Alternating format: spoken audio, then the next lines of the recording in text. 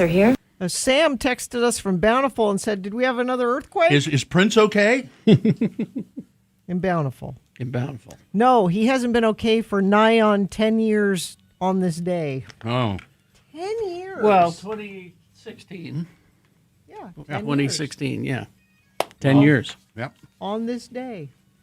Pretty good song from the Sign of the Times record. I was just reading here. Which is one of my favorites. It was supposed to be a triple record, triple album, 3 discs. And the record company just didn't like that at all. And he fought him tooth and nail, and finally he agreed. Okay, I'll just cut some stuff out and I'll do a double. You're too prolific, Prince. Okay, fine. I don't know why that's probably the reason they wanted him to hold stuff back and do it yet another record. And it was his, that Sign of the Times album, it says here, his most well-reviewed record. Yeah, I mean, my favorite is Purple Rain, but Sign of the Times is my second favorite. It's got Starfish and Coffee on it. I would have to say Sign of the Times is probably my favorite. You think? Yeah. Me too. I love that. Let's hear a little Sign of the Times. Oh, okay. I just really dig that song so song. much. That's so good. And I hadn't heard Housequake in a long time. I don't think we've played it since the earthquake. That was our Was it? Our earthquake, the day after the earthquake song. Oh, yeah. In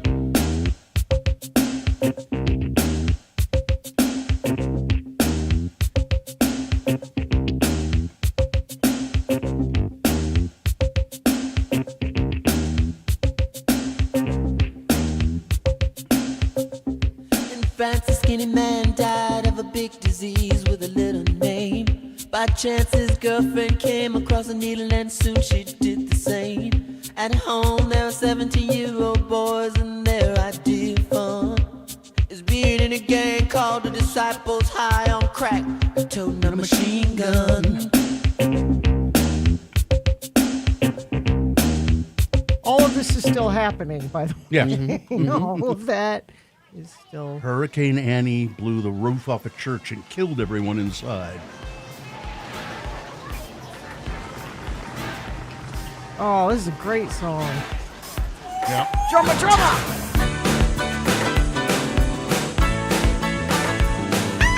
We should play this the whole thing on the first day of summer. How about that? Can we agree on Think that? so? Yeah. Okay, remind me. Okay. This is just a happy hugging song. I wanna play in the sunshine. I wanna be free.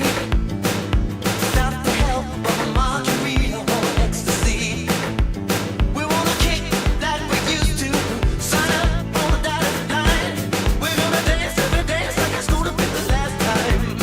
We got to play in the sunshine. Turn on the lights up to 10. Yep.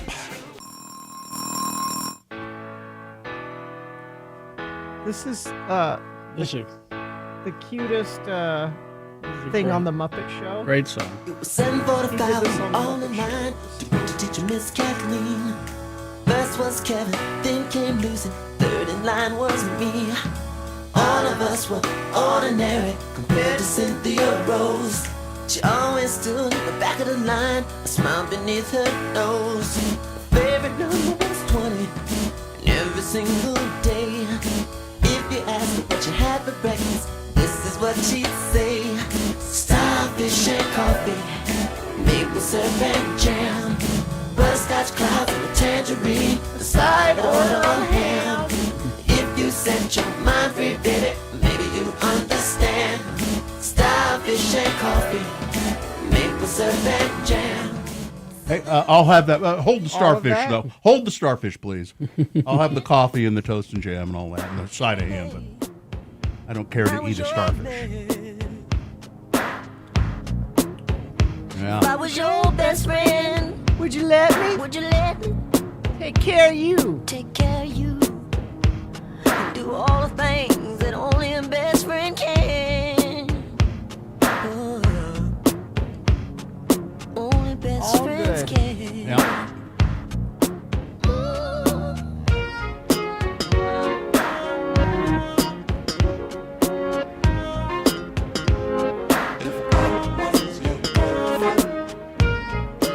But there's always a stinker in there.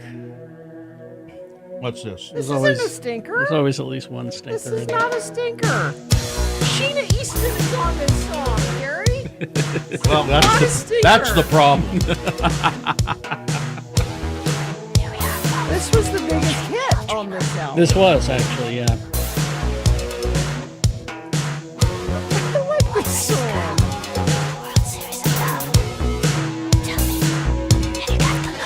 You walked in, I woke up.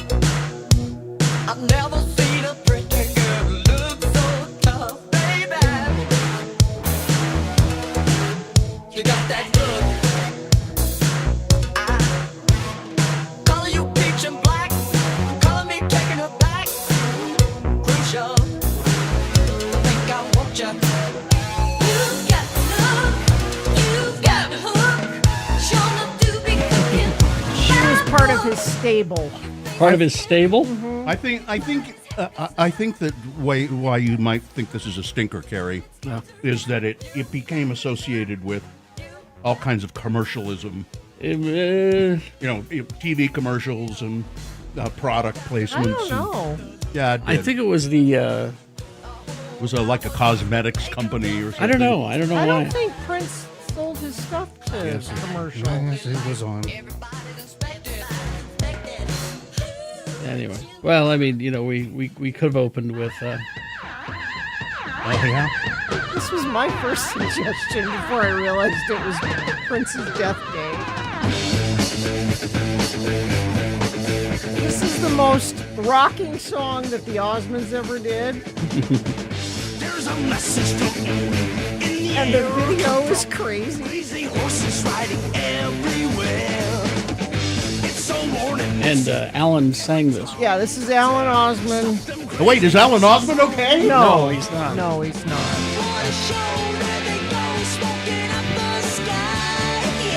Allan Osmond died yesterday.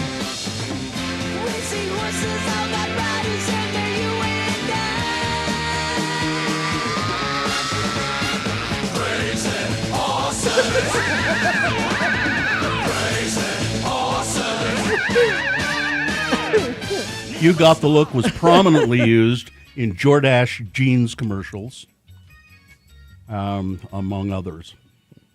So, lots of Jordache jeans. You've got the Jordache look. This has been Farting Around with Carrie, Bill, and Gina on X96, Radio from Hell. Yes, it is. Now we'll take a break and come back, and you can check in with us if you'd like to do that. 877-602-9696 is the number. You can check in with the Radio from Hell show. We like to hear from you on the phone, so why don't you use it? 877-602-9696. You can also text us if you would prefer to do that. It's 33986. HasturGames.com, 6831 South State Street. Take a break from your devices and unplug. Enter a whole new world. Board games from Hastur Games. Now, they have a large selection of traditional family board games for your Monday night family night, but they also, they've been doing the tabletop role-playing stuff longer than anybody, really, in the Salt Lake area. So go and see them, Hastur Games. For board games, Magic the Gathering, Dungeons and Dragons, dice, figurines, paints, all the latest board games, Hastur has it. The grimdark future of the 41st millennium is shaking with new releases for Warhammer 40K.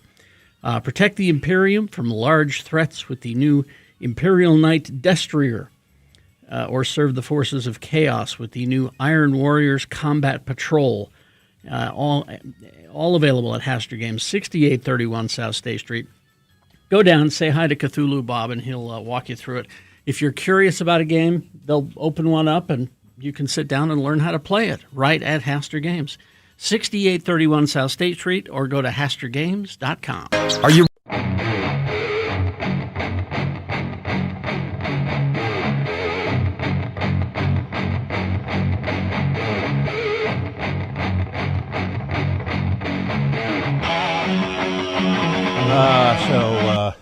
I'm really excited to. I was worried about not being able to get fudge from my usual sources, but Apparently, I can get Your fudge usual online. fudge Well, you know, source? I like to go around to holiday boutiques, you know, and buy my Christmas fudge. And But since You- normal fudge tunnels have been closed these years, that's true. And but apparently, I can get my holiday fudge, and I'm hoping Pinoche as well. Online fudge, I think is But is it local fudge? yes. Because you want the local fudge. You don't want. I think there's a way I can get local fudge online. That's what I'm hoping. But you know, I like to go around to the holiday boutiques, and I'll buy some thumbprint cookies, and you know, holiday fudge. Do you like nuts in your fudge, or are you just straight ahead fudge? I like corn. Sorry. I'm sorry. We're just gonna leave you hanging there on that one. Yeah, We're I'm just gonna sorry. let I you- don't know. That was terrible. We're I'm just sorry. gonna let you. there's No, a body. There's a I'm- body in the street, and we're walking away from it. That's just, No, nutty fudge is okay. Yeah, well, just don't overdo it with the nuts and the fudge. But I don't understand fudge. You've been going on and on about it, and you don't get it. I don't understand it. It's like you're eating a giant square of frosting, yeah. right? I mean, It's for people who don't like brownies. yes. You can't eat a lot of fudge. Fudge is like a Yeah, it's like that much. Side tiny. It's like a mouthful, and Yeah. that's all you need. You know, there's fudge in the Biden White House. Yeah. Let's see. Well, I gotta You mean there find will that. be because There there's not a will Biden be White House Well, yet. in the cabinet, There's the promise of fudge. there is fudge in the cabinet, in Biden's cabinet. There's a director or secretary of. Marcia Louise Fudge. Oh, okay. She's an American politician. She's in the House of Representatives, but I think she's been asked to by Biden to be Agriculture Secretary. Well, that's perfect. Although Fudge for fudge isn't agriculture. something you farm. Well, No. in my case, it is. Well, no, it's mined, isn't it? So, Yeah, got a fudge mine. mining for Yeah, fudge. you drill for it sometimes. The fudge caves. You can either drill for it or mine for it. Oh, there's a cave. There's caves. There are fudge caves, yeah. Yes. Those are very, very rare, but that's natural fudge. It's hard That's the best kind. to Are we find. done yet with this? Well, and you know they have special containers called fudgeware that they pack it in, and that's all I'm saying. Now, about that. now we're really walking got- away from the body I'm- that you are in the Yep. street. I am out. I make one corn comment. I'm out. Mine was a little bit more subtle. All right, Yeah, sure was. it was. All right.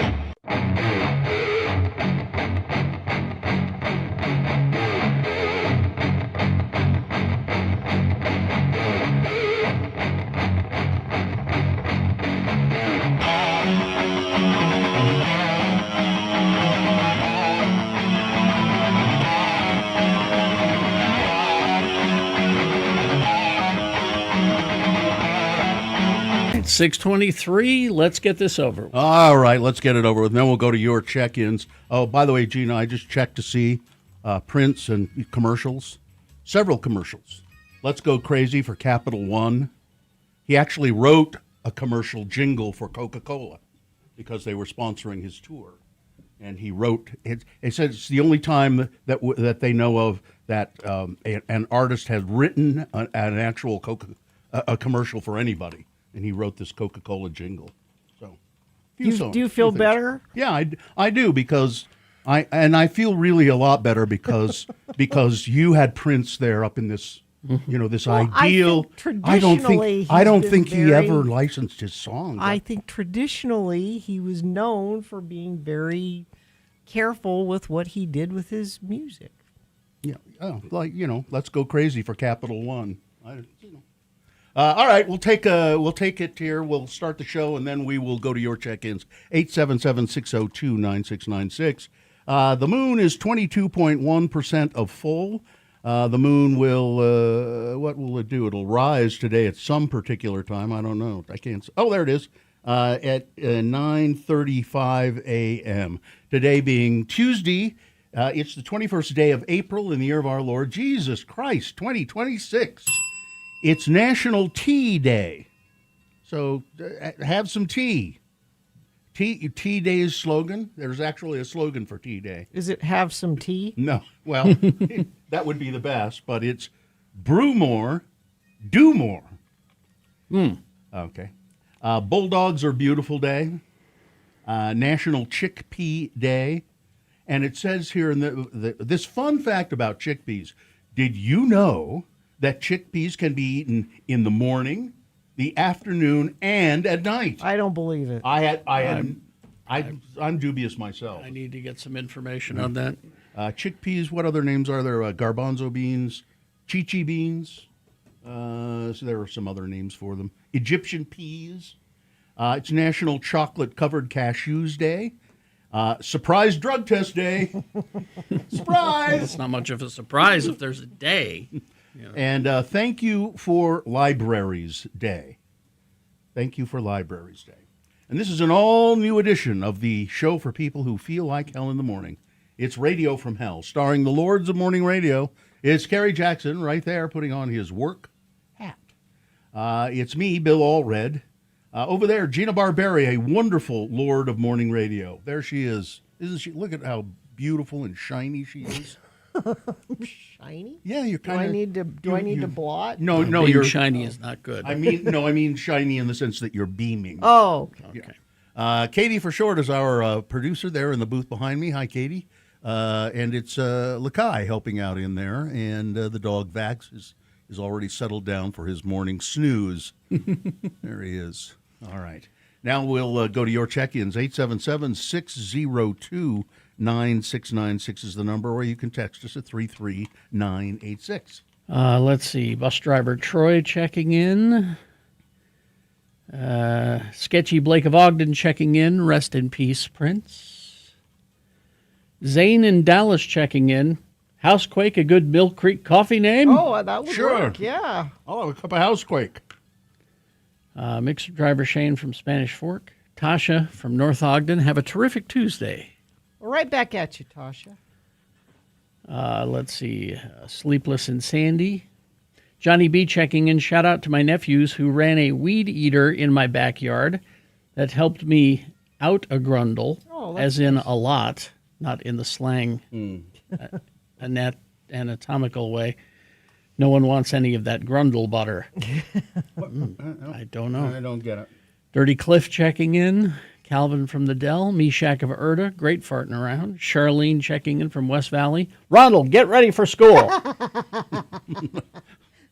Come on, Ronald. Snap to it. Intern Damon, I think I'm going to tackle the 8-disc Super Deluxe edition of Sign of the Times today. It's a great way to spend your day. I wonder how many years ago it was that Damon was our intern. Let us know, Damon. Yes. Remind us. Navajo Nate is here. Oh, hey, Navajo Nate. Yatta, hey, Radio from Hell, how are you? Good morning, fine. Are you still in California? No, I leave this Saturday. Oh, you haven't gone yet. Okay. Nope, not yet. Okay. But I will say I do have an interesting story about what happened over the weekend. Okay. I don't know if you were watching the news or anything, but there was like a guy that was basically he like held himself up in the house with natural gas, and they had to evacuate people. That was my neighbor. Oh, it was your neighbor. So you had to be evacuated? Yeah. Ooh. Oh, yeah. I did. He said he was going to blow the house up. Yeah, so I had to evacuate. Well, me and my whole family, we had to evacuate the house from 8 p.m. and then we weren't allowed back in the house until 2 a.m. in the morning. But luckily, I was at the bar the entire time for my going away party. Oh, that's all right. There you go. I don't want to be home anyway. So did he actually did turn the gas on? He did turn the gas on, but they came and served a warrant, so the city went and disconnected the gas from the house. Oh, I see. That's why he surrendered. Yeah, I think it was nice though. I think as I heard, he called. It was his wife or his ex-wife. He called and said, "Get the dogs out of the house. I'm going to blow the place up." Yeah, it was his girlfriend. I've only met them once, and surprisingly, it was at the bar as well. I see. All right. Hey, Nate, thanks for checking in with us. And how long will you be in California? Do you know? Up to 8 months. Oh, wow. Wow. Check in from there, won't you? I will. Okay. All right. See you later. Thanks, Nate. Let's see. Terrence, the Utah gay, checking in. Oh, is that my adopted gay son, Yes. Terrence? Is he the only gay? That's what he says.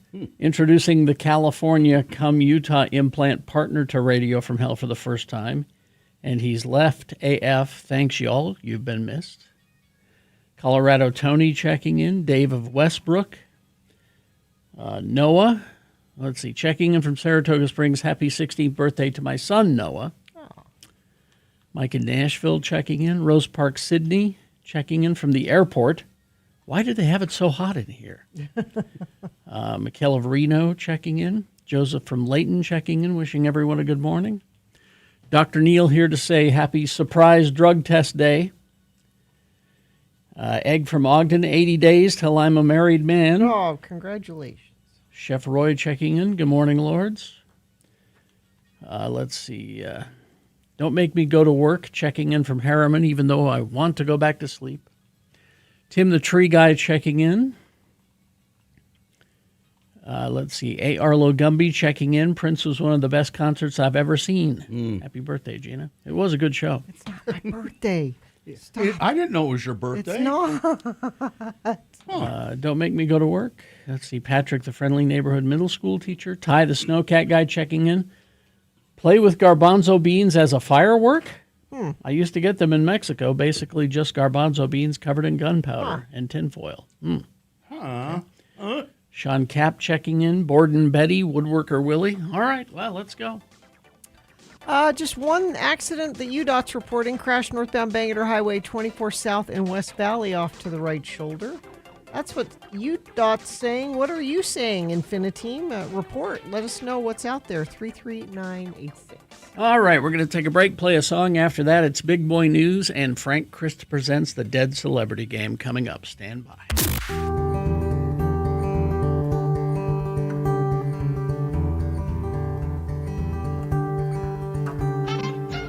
It's time for the most beloved game on radio today. It's time to play Beat Gina for fabulous prizes. And what fun to play along with a listener who tries to match wits with the incomparable Gina Barberi. I'm your announcer, Johnny O. When you need a hard-working steel wool soap pad, what do you choose? SOS or Brillo soap pads? Lab testing shows that SOS soap pads last longer, have more soap, and clean faster. That's why we have a picture of Brillo soap pads. What happened? I picked the wrong one. SOS reusable steel wool pads. No, I'm showing you the Brillo soap pads to tell you what not to buy. Poor Hudson is panicking. Yes, in no, You're it's fine, fine. Hudson. You're fine, Hudson. No dish soap required. They cut through grease and remove baked-on food. American housewives have trusted SOS soap pads, not those awful Brillo soap pads, since 1917. And now try SOS steel wool soap pads with a fresh lemon scent. And now, here's your host, who always has a fresh lemon scent.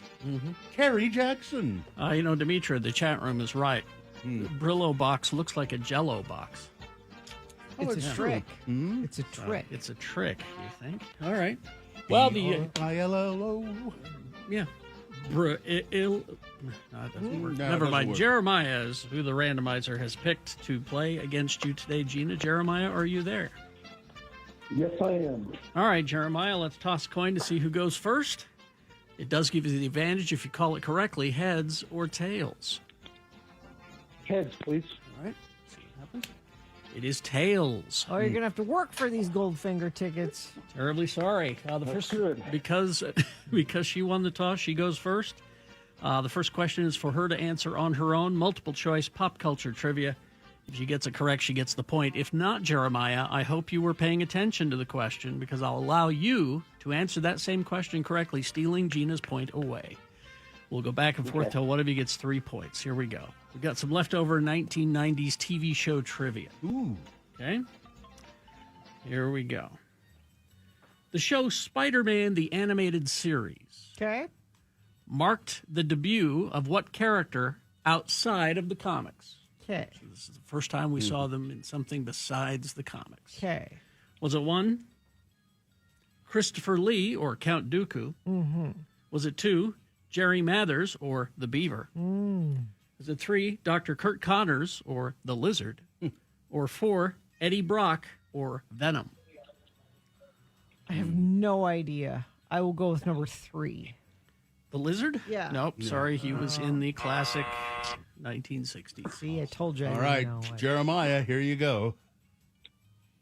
Okay, I'll take 4. Venom. Yes, there you are. Good That's choice. A point for Jeremiah, and Jeremiah controls the question. Jeremiah, what TV show premiered on this day in 1990? What show premiered on this day in 1990? Was it one, Surprise Parenthood? Was it two, The Unbearable Whiteness of Beige? Was it 3, Twin Peaks? Or 4, The Fresh Prince of Bel-Air? That's a tough one. I'll go number 3. Twin Peaks? It was in 1990, not on this day. Oh, that's very specific. Then it must be the Yeah. Fresh Prince of Bel-Air. Fresh Prince of Bel-Air. Well, it's 1-1, and now Gina has a chance to go ahead. Gina, Yes. in the show Fresh Prince of Bel-Air, Aha. there was tension between Tatiana Ali and Will Smith. Why? Okay. Between these actors. Was it one, Will Smith constantly messed up his lines? Was it two, Will Smith kept making passes at her? Was it 3, keep my Uncle Phil's name out your mouth? Or 4, he kept asking to allow him to hook her up to an e-meter? I'm guessing he kept asking her out. No? All right, Jeremiah. Sorry, Jeremiah. I'm going to go with number 1. Messed up his lines all there the you go. time. That's 2 for Jeremiah, only 1 for Gina. Jeremiah, you could win on this question. In the show Seinfeld, what character was originally not supposed to be a part of the series? Was it 1, Newman? Was it 2, Elaine? Was it 3, newsman Les Nessman? Or 4, Gladys Kravitz, the nosy next-door neighbor? I'll say number 1. Newman? Oh. Oh. Ah, man. It was Elaine because it was originally just a bunch of guys, and somebody said, you got to throw a girl in there. Yes, correct. I've often said that. You gotta No, throw it's a girl 2-2. Oh, it is? It's 2-2. Oh, I thought that was it. No, Gina can now win on this question. All right, Gina. I will. I'll do it. All right. We're going back to E.T. trivia. Okay. Okay. The gag where the mother looks into the closet and sees the alien surrounded by toys was dreamed up by who? Was it 1, Cheech and or Chong, 2, Mr. Rogers, 3, Drew Barrymore, or 4, Robert Zemeckis? Drew Barrymore. Oh, Oh, Carrie. Jeremiah, now you could win.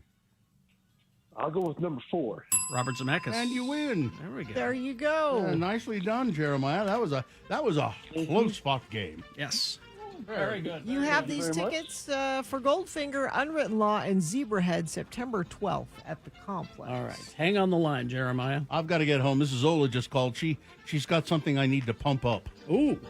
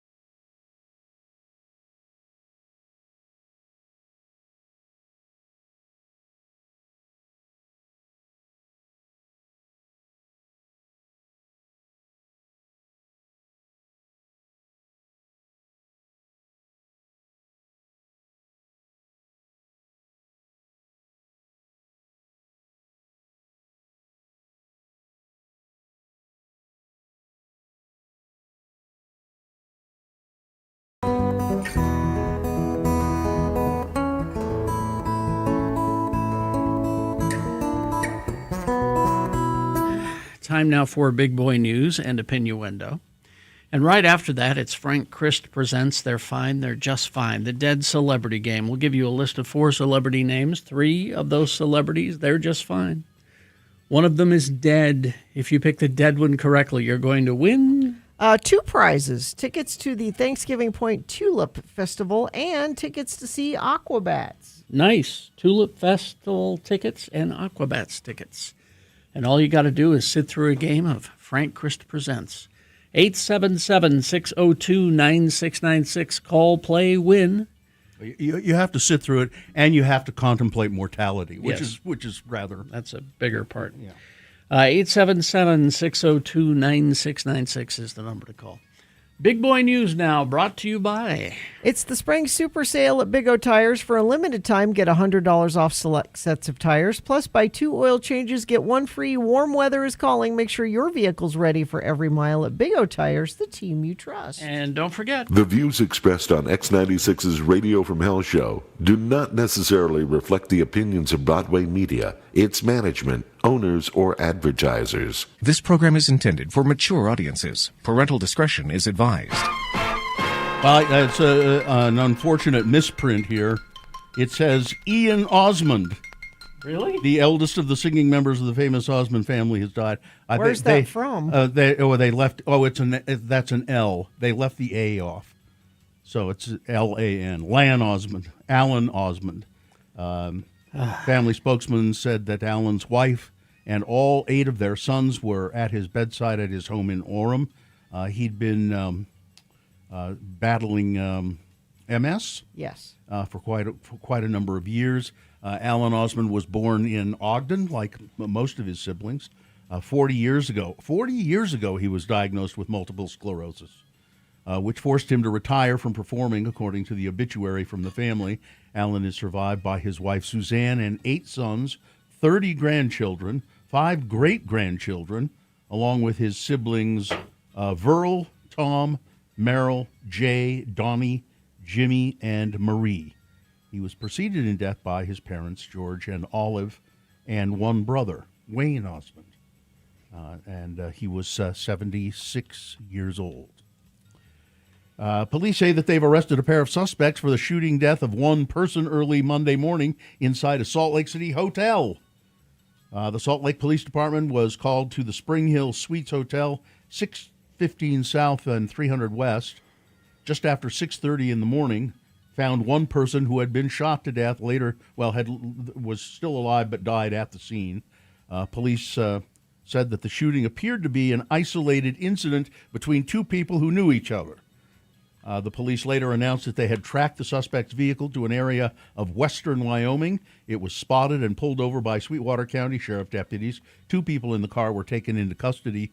Homicide detectives will travel to Wyoming. I'm sure they're there by now, and continue their investigation and begin the extradition process. And as of this writing, neither the suspect nor the victims' names have been identified or released to the public. In a major move against unsanctioned camping in Utah's capital city, leaders are eyeing a formal ban on people living or sleeping overnight in vehicles on public property. The changes are part of a larger overhaul of the city's decades-old camping ordinance and come nearly 16 months into Mayor Aaron Mendenhall's latest public safety plan. Among the goals representatives for the mayor say is to widen enforcement that has focused until recently on parks to include other public spaces. Along with people sleeping or camping outdoors, the ordinance would apply to folks bedding down in any kind of a vehicle, including RVs and campers, located on public property that's closed for public use between 11 p.m. and 5 a.m. In addition to parks, the new rules would cover park strips, sidewalks, streets, and other public spaces, with exceptions for short-term camping along parade routes. So you can camp out for a parade. So what I would suggest is if maybe you just park your camper on State Street where the parade route is, and say I'm camping here for the parade. I'm holding my spot. I'm holding my spot. All summer long, I'm holding my spot. But part of the problem, I read some interviews with some people who are homeless and they camp out. Yeah. And they said a big part of the reason they do that is because the shelters are full. Exactly. There's no place to go. So how about we make the shelters bigger or open some new ones? There are some people that don't want to go to the shelter. Right, but it doesn't matter if there's there will always be a few of those. But they're more comfortable outside. I mean, that's where they want like Tristan in the chat room, I was lucky to have my car the winter I was homeless. Mm-hmm. This just doesn't seem like it's a problem. And I think it's going to cause a lot of pain for a lot of people.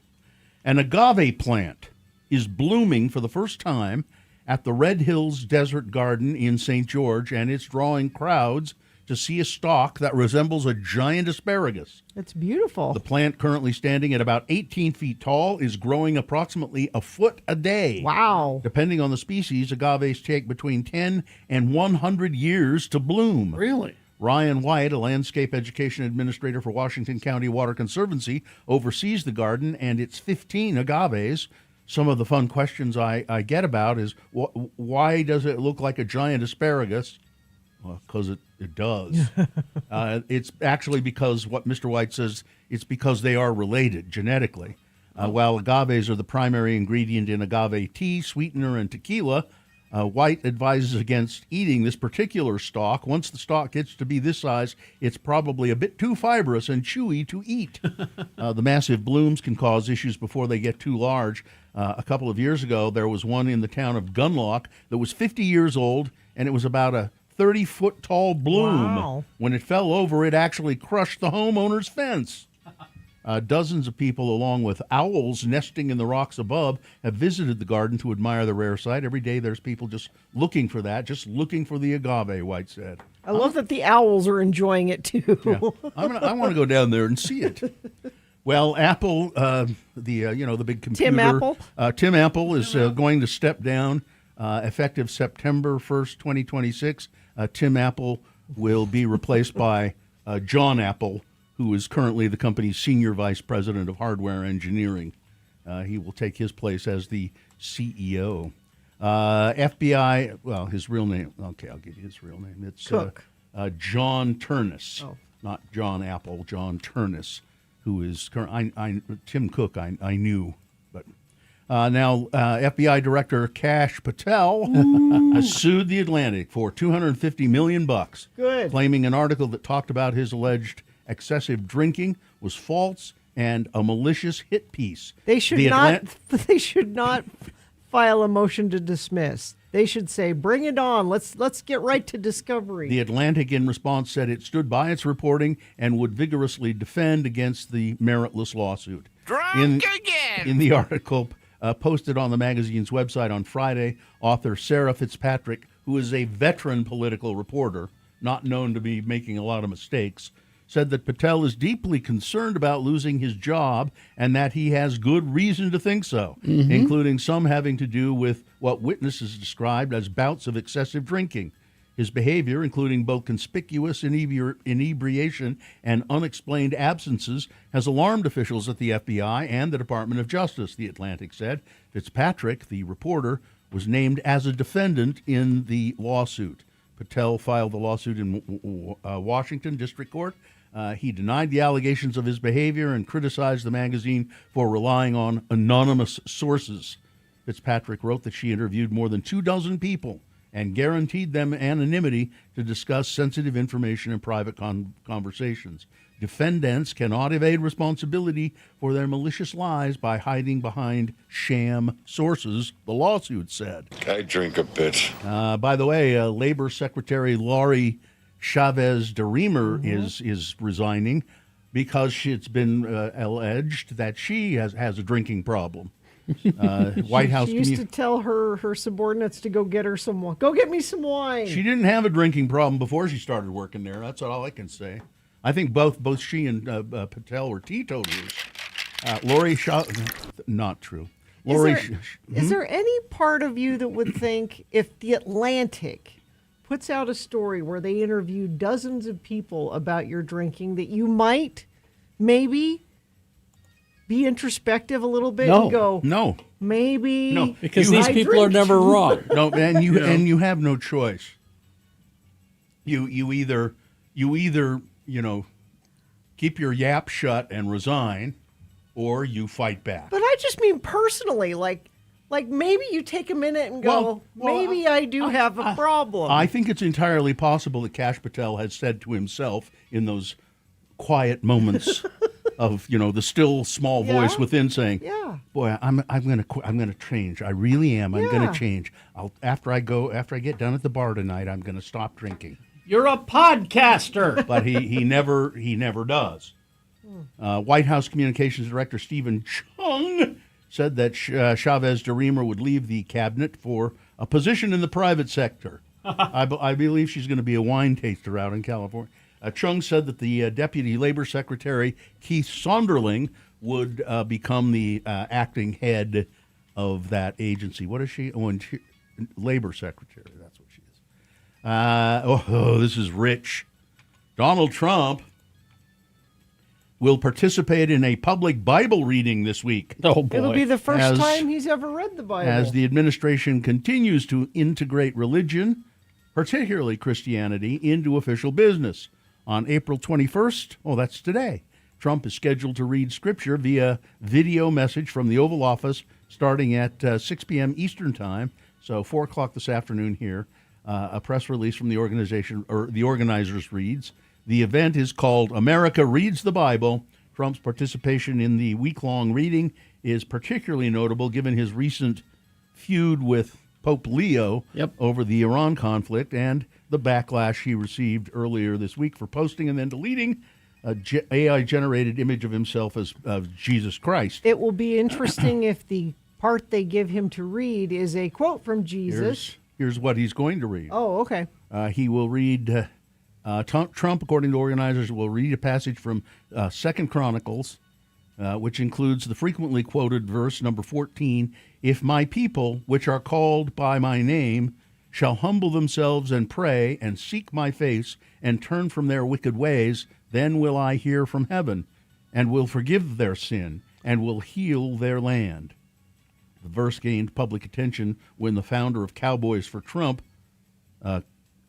Corey Griffin, prayed over the crowd at the January 6, 2021 U.S. Capitol riot. That's what he's... I'm going to read from 2 Corinthians. I guess that's the only thing he's going to read, just that little I am the chosen one. Now, it'll be interesting to see whether he's holding the Bible right side up or upside down. And I know nothing. And Donald Trump's statements on Iran increasingly are contradicting each other. And then finally, this.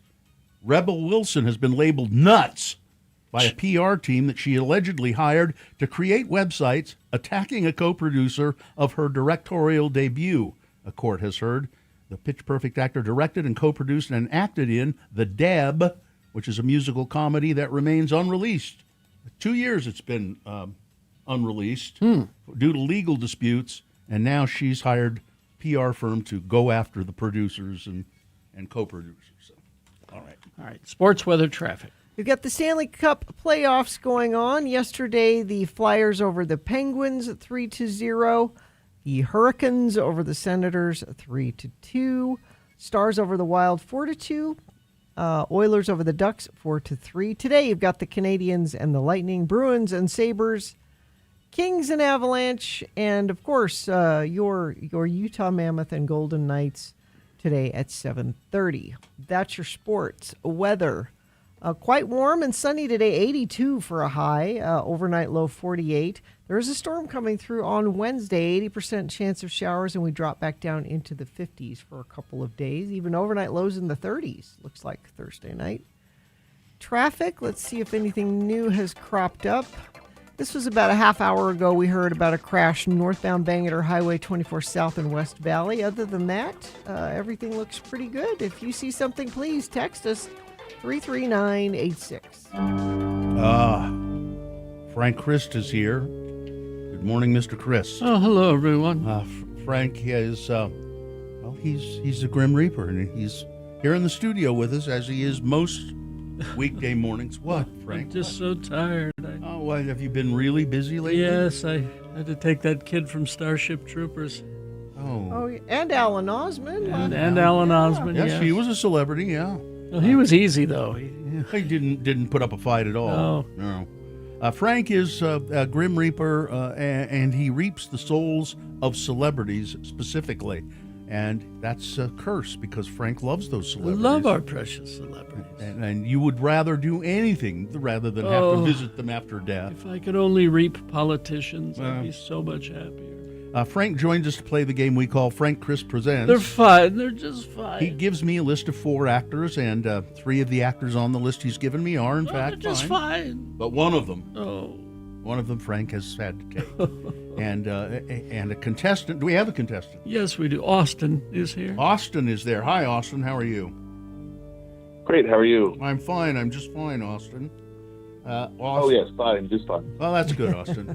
Now, Austin, if you are able to identify the celebrity that has bought the farm, you will win a fine prize. And what is that, Gina? It's a couple of fine prizes. Celebrate spring at Thanksgiving Point Tulip Festival now through May 16th with over 1 million blooms, over 50 acres, live music, classes, tours, and more. And also, I'm going to give you some tickets to see the Aquabats Gigantish Tour 26 coming to Salt Lake City at the Depot Friday, July 10th. All right. Are you ready to go, Austin? I'm ready. All right. I have a list of actors here. You identify the actor that's pushing up daisies, and you'll win that prize. Because it's Thank You for Libraries Day, Frank has given me a list of actors in movies about or set in libraries. Number 1, Udo Kier. Kier appeared in more than 220 films throughout Europe and the Americas. He collaborated with acclaimed filmmakers such as Lars von Trier, Gus Van Sant, Werner Herzog, and Dario Argento. He was Dracula in the film Blood for Dracula, and he had roles in Blade, Ace Ventura, Pet Detective, and Armageddon. His library movie was American Animals, a heist movie about 4 college students who attempt to steal some of the world's rarest books. Number 1, Udo Kier. Number 2 is Tim Reed, best known for his roles as Venus Flytrap on WKRP in Cincinnati, and Marcel Downtown Brown on Simon & Simon. And he was also featured on Sister Sister and That 70s Show, and he had his own series on CBS called Frank's Place.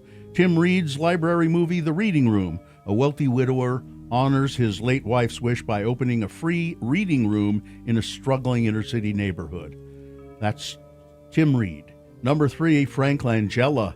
He received 4 Tony Awards for his acting on Broadway. Langella's notable film roles were parts in Diary of a Mad Housewife, Mel Brooks' The 12 Chairs, Dracula, Dave, and The Ninth Gate. He also played the lying President Richard Nixon in Frost Nixon. His library movie, Robot and Frank, set in the near future, an aging jewel thief befriends a robot caretaker, and a key subplot involves the digitization of the local library and Frank's relationship with the librarian. Number 3 is Frank Langella. And finally, Marvin Lee Aday, also known as Meatloaf. Singer-actor known for his powerful, wide-ranging voice in theatrical live shows, Bat Out of Hell album trilogy, and his acting roles were in Spice World and Fight Club, and he was Eddie in the Rocky Horror Picture Show, and he was also Bob Paulson, a cancer patient in Fight Club. His library movie, The Gun in Betty Lou's Handbag. A shy librarian feeling overlooked by her husband and her town falsely confesses to a high-profile murder after finding the weapon in the library's stacks. Number 4 is Meatloaf. Which one of those people is dead? I'll go with Udo Kier. Well, that would be... No, he's fine. It would be a good guess. Mr. Kier is 81, but no. I'll give you one more chance, though, because... unlike Frank, we believe in second chances here on the Radio from Hell show. So listen carefully. Is it Tim Reed? Is it Frank Langella? Or is it Meatloaf? Meatloaf. Yes. Meatloaf died in 2022. He was 74, and he was mean. He was mean. I bet he put up a fight. He was not easy to take. Yeah. I didn't like it. There you go, Austin. You got it on the second try. That's good enough for us. So hang on the line, and Katie will tell you how to get your prize. Thanks for playing. Well, I've got to go check on some celebrities today. Okay. Elaine May. 94 today. God bless her. I thought she was gone. No, she's still with us. Iggy Pop's 79. He's still touring, and he'll never die. I refuse to go and see him until he puts a shirt on, for God's sake. Goodbye, everybody. Goodbye. Goodbye, Frank. Good morning, Radio from Hell. Happy Tuesday. Right Wing Wade checking in from I-15. Lanes both directions moving nicely. Accident northbound Bangor Highway 24 South and West Valley on the right shoulder. Accident northbound I-215 West at the SR 201 interchange on the left shoulder. Thanks, Wade. If you, like Wade, want to send us something, here's another one. I-215 California Avenue exit southbound closed till the 13th. Thank you, Infinitine. Mural Fest is Saturday, May 9th from 2 to 8 p.m. Come celebrate the unveiling of 10 new murals in South Salt Lake presented by South Salt Lake Arts. More information at themuralfest.com. All right, KXRK Provo, we're going to take a break. We'll be back. Utah Word of the Day coming up after these. Got Boner of the Day on the way. Oh, JD is here with Tech Talk coming up as well. Stand by for all of that. Hi.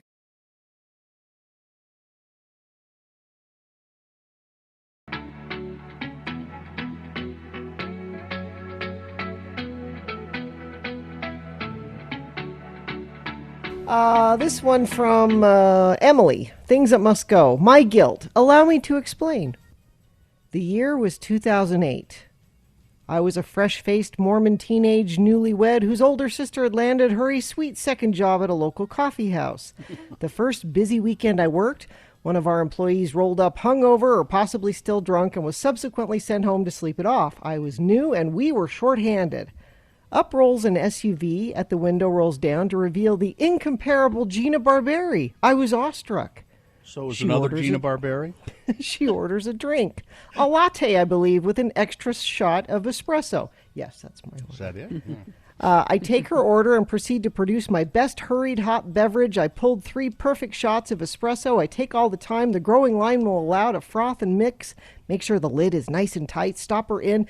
Out to the drive-thru window I dash with a smile, and away she goes, a vision of local celebrity and grace. My older sister yells back from the front, "What are these shots for? Should I throw them out?" I forgot to put the coffee in her coffee.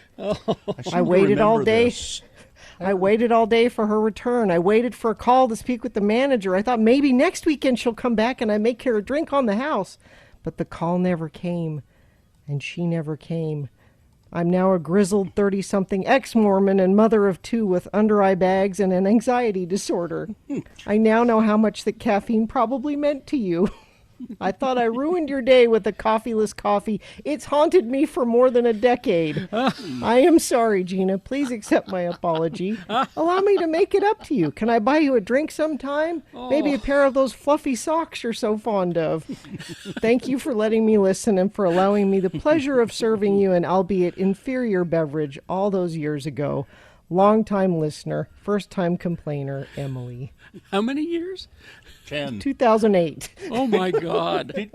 Did you come to work? I seem to remember you coming to work Yeah. and then going, I have going, nothing "Yeah, but foam here. There's no coffee in this coffee. Here it is from 2000. I love that. I love this.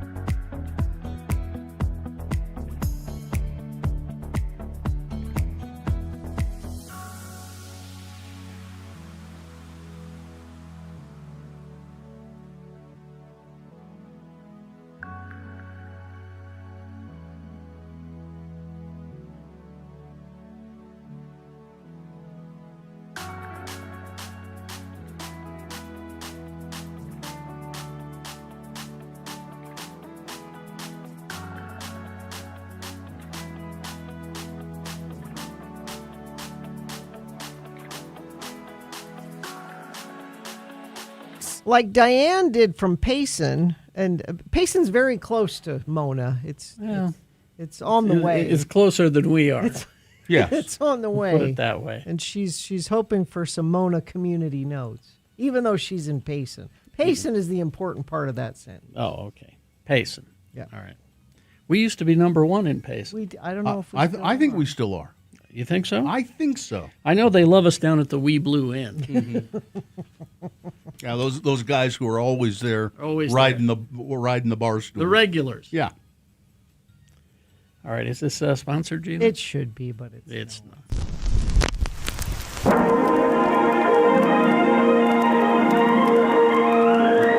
It's often said that people of Utah speak a language all their own. It's a language that's often confusing and even incomprehensible to newcomers here in the Beehive State. So, Radio from Hell presents a handy guide to help everyone understand how the natives speak.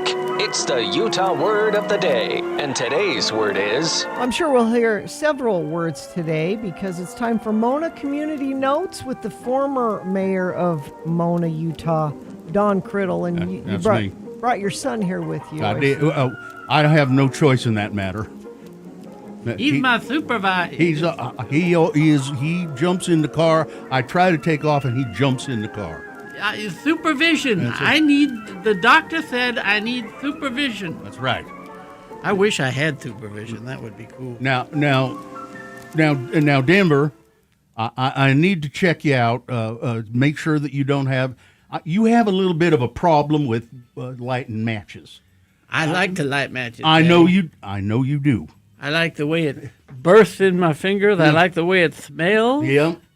That sulfur smell is so nice. You're no doubt about it. You are a fire starter. Yes. You like fire. I am a fire starter. Yeah. You like matches. I do. And we can't have any of that. I miss my cricket lighter. That's what I miss. Now, Denver, we can't have any of that over the next few days.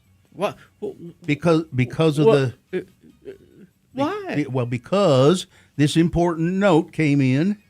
Now I get these notes before anybody as former mayor. Well, yes. I'm still, I get debriefed about Mona. I wish you was still mayor, Daddy.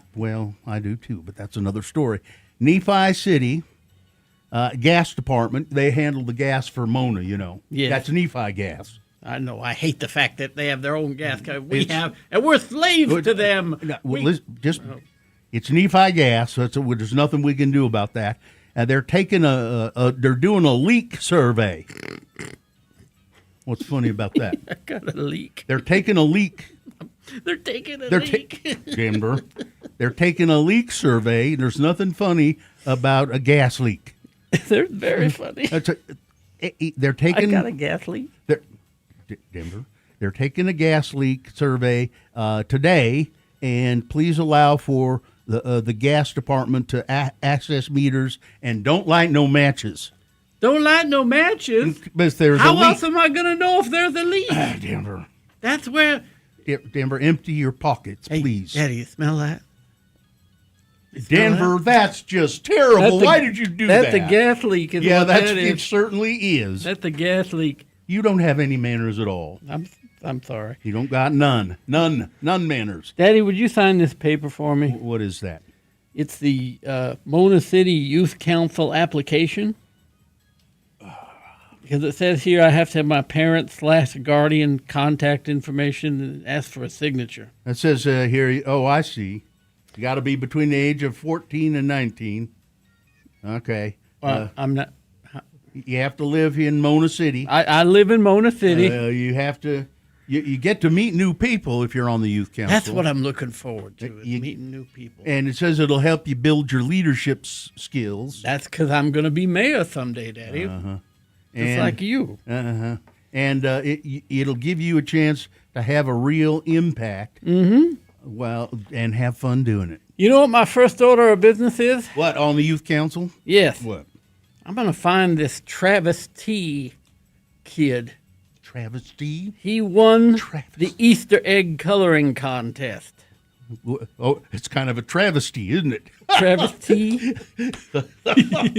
That's almost as funny as gas leak, isn't it? Travesty. It's the Easter egg color. But I'm going to be on the youth council, and I'm going to get this kid because he didn't deserve to win. My egg was much more colorful. Denver, than his was. That Easter coloring contest was just for little kids. Was not for you to be in. Well, that's not the point. My egg was better than Travis T. He's 3 years old, Denver. 3 years old. He's between 8 and 10. Oh, you're thinking. He's 8 years old. You're thinking of Carver A. Yeah, what kind of a name is Carver anyway? I don't know. Carver A. Is that A is his last name initial? I don't know. Oh, I know who that is. Who? That's Luke Askew's boy. Oh. It's Carver Askew. I'm going to get that kid once I'm on the youth council. Now, Denver, I'm going to call for execution. We still have to deal with the matches. You can't have no matches. Hey, Daddy, you smell that? All right, Denver. That's an Easter egg. It's a bad egg, is what that is. That's not what that is. That's an egg in your pants. I'll light a match. The smell will go away. No, don't. Join us again some other time as we examine how the Utah natives speak with the Utah Word of the Day. Every word scripted. Thank you. Every word of that was scripted. Yep. It sounded like it, Carrie. You brought it back with the egg and the gas and the. You did. Yeah, you amazing. You brought it home at the end. It's amazing. It's my improv skills.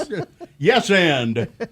It worked. Yes, and by the way, for those of you who don't watch the Radio from Hell TV and stuff, Carrie and I were sitting on a park bench while we were doing that. Yes, we were.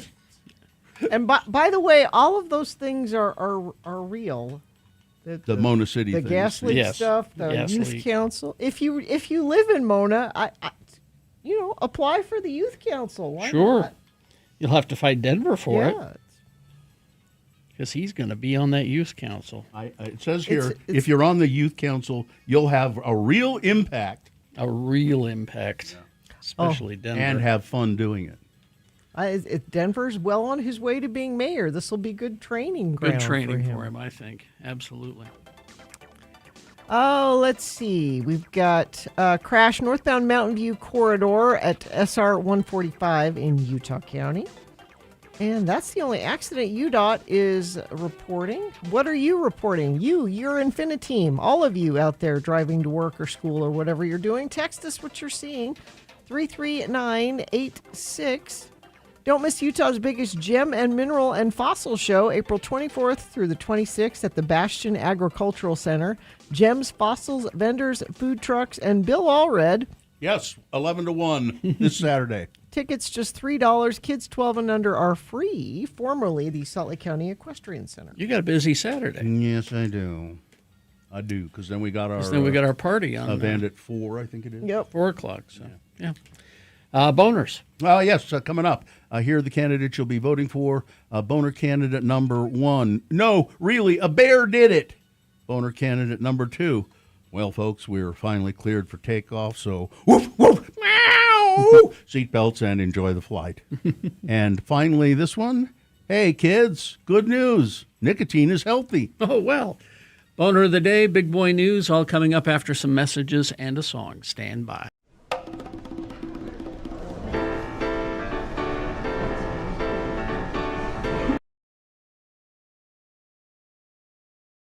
I have a question. Yeah. Okay.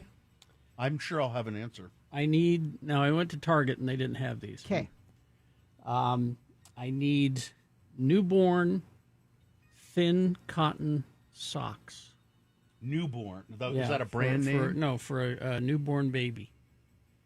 Well, you need to go to a baby store. Well, they didn't have them. They didn't have newborn. No, they had, Really? 0 to 3. They had, but not specifically newborn. I need the smallest thin cotton sock that you can get. And Carrie will not order anything from Amazon. And I won't. Because what I would do is go to Amazon and say, thin newborn sock, and it would be on my porch this afternoon. But Carrie won't do that, so it's got to be. I need to hold it. I need to see it. Just look for a maternity store. There are places that sell maternity supplies. Why do you need this? Now I'm curious. I bet it's for a dog. It is. Yeah. Hudson's got an owie. Yeah. In between his paws, and he keeps, Okay. And so we went to the vet, and we got him this spray for the owie because it's on the verge of being infected. Oh. And so they said, well, he's going to lick that off, so you got to watch him. So I went and I got a baby sock, the smallest one they had, and it's still a little big, so we had to tape it on him, and he hates it. Well, he's going to hate it no matter what. He is going to hate it no matter what. But if we can make it smaller, and thinner, because this is a kind of a thick. It's almost a winter sock. It's kind of thick. Yeah. But yeah. Well, their maternity. That's where we're at. Yeah. I googled newborn socks near me, and it went to Amazon. and it goes to Target. I went to Target. They didn't have it. I mean, I guess I'll hit this Target on the way home and Yeah. see. When I went to the Target out that way, I won't say which one. Boy, it's like a bomb went off in that place. Carrie, do you want me to order Why? it at Amazon and bring it to you so you don't have to feel No. no, because I. Why does it like a bomb went off? It's in it? just like somebody went through the store and pulled things off the It's because shelves. it's Messy. back to school. Is that Oh, it? is that- Yes, They just pulled things off the shelves Yes. and left them in the aisle. it You is know. back to school. Yeah, that's what it is. That is So- what it is. Oh, it needs to be breathable so it'll dry out. Oh, it's got to be So caught. it's got to be caught. Yeah. All right, I'll try the Target again on the way home. Aren't there maternity stores though? Well, not a maternity store. Like Babinski's is still there. Oh, really? Yeah, in Foothill. Oh, okay. Maybe I'll try try that. that. Yeah, there we go. Preemie clothes. Yeah. Not newborn. Preemie. I Oh, need preemie. there you that's go. the problem. That's what we need is preemie. Thank you, That's- Texter. That's the problem. Maybe somebody who's had a preemie and then now the child has grown Mm-hmm. up. They still They have the save preemie the stuff. tiny socks? Yeah, they still have the tiny socks. Maybe they could just loan you some. Sure. It's for a dog, but and you'll give them You back. won't. No, I don't think they'll want it back. No, after a dog's been gnawing on it. What? Because hopefully you will never need the preemie socks again. I know. God, Preemie no. socks. So I think we need preemie. Yeah, look up preemie. Preemie Preemie socks near me. Yeah. Pre Salt and Honey on 9th and 9th has baby stuff. socks Carter's, near Savers, or the DI. Mm. Really? For preemie socks? I guess. They're still telling me Target, They're still telling you Target. but Well, should I go to Babin? I go to Babinski's. It's local. Well, right? look. They have a website. You can look it up. I mean, Save Babinski's yourself a has trip. more like fashion-y kind of things rather than It's for your fashionable preemies. yeah, rather than like I mean, they have super cute clothes and stuff there, but it's not like your basics. Go to Dayso. They have tiny socks for furniture that will work perfectly. What is Dayso? I have no idea. DAY? This is Axel in Duvall, Washington, so I don't. Well, I don't know. Smith's Marketplace has newborn stuff. I didn't even think to go to Smith's. Try Carter's at Fashion Place. Carter's at Fashion Place. It's a little further south than I wanted to venture. yeah, you can go to the Stabbin' Smiths right up here on. I Fifth. I would try the other Target. Try the other Target. Yeah. Somebody says I'd be happy to loan Carrie my preemie socks. No, you'd want it. You don't want them back. Trust me. You don't want them back. Covered with dog slobber. Yeah, exactly. Anyway, I thought it would be easy. But Good boy, luck. Just a mess in that Target. I'll tell you, just a mess. Well, it's and you're looking for a special. I mean, that's a specific pretty item. special item. too. Yeah. I'm surprised the vet didn't have something.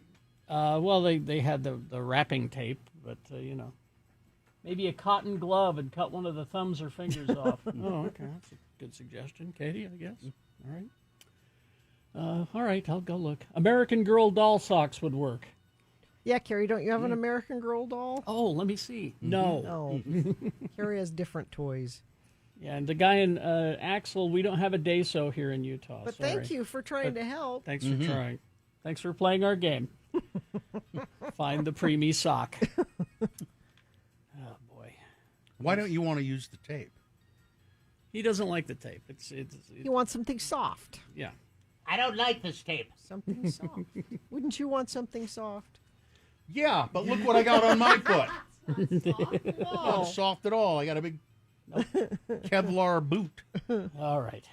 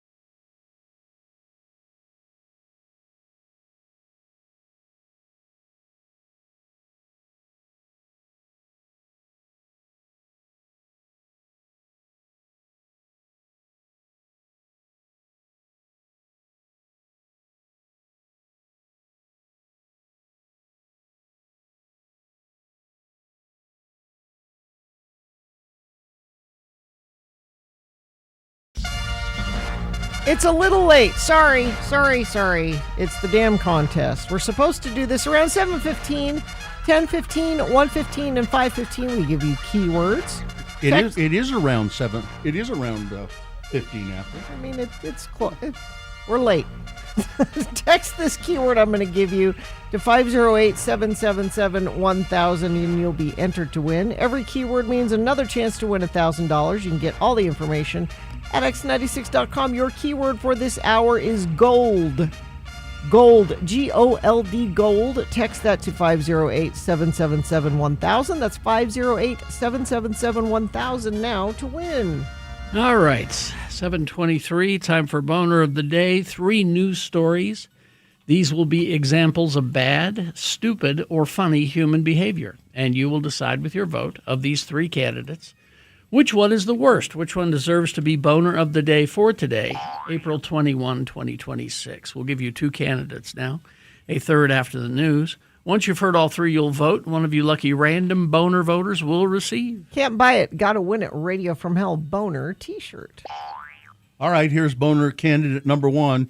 I hope we have the picture, and if you go to x96.com/live. No, really, a bear did it. 3 California residents received 180-day jail sentences after pleading no contest to felony insurance fraud involving fake bear attacks on luxury vehicles. Alfia Zuckerman, Ruben Tamarazian, and Vahe Murdarakiavan wore bear costumes to stage attacks on a 2010 Rolls-Royce Ghost, a 2015 Mercedes G63, and a 2022 Mercedes E350, submitting videos to different insurance companies. State investigators launched Operation Bear Claw after State Farm flagged suspicious footage showing the bear moving like a human rather than an animal. A California Department of Fish and Wildlife biologist confirmed the creature was clearly a human in a bear suit. Officials noted brown bears haven't been seen in California since the 20s. Search warrants revealed a bear costume with fake claws at the suspect's residence. They used those claws to scratch up the cars. You can see that x96.com/live. It's a crazy costume. Boner candidate number 1. No, really, a bear did it. Here's Boner candidate number 2. Well, folks, we're finally cleared for takeoff, so woof, woof, meow, meow, seatbelts, and enjoy the flight. Well, an air traffic control tower at Reagan National Airport in Washington, D.C., some video or audio, rather, is circulating on social media after capturing what appears to be 2 airline pilots making animal noises over an emergency channel. While some consider the audio to be pilots just blowing off steam, others call it inappropriate given that last year's mid-air collision that claimed the lives of 67 people at that same airport. Meow, meow, one of the pilots said. You guys, you need to be professional pilots, somebody else responded on the tape.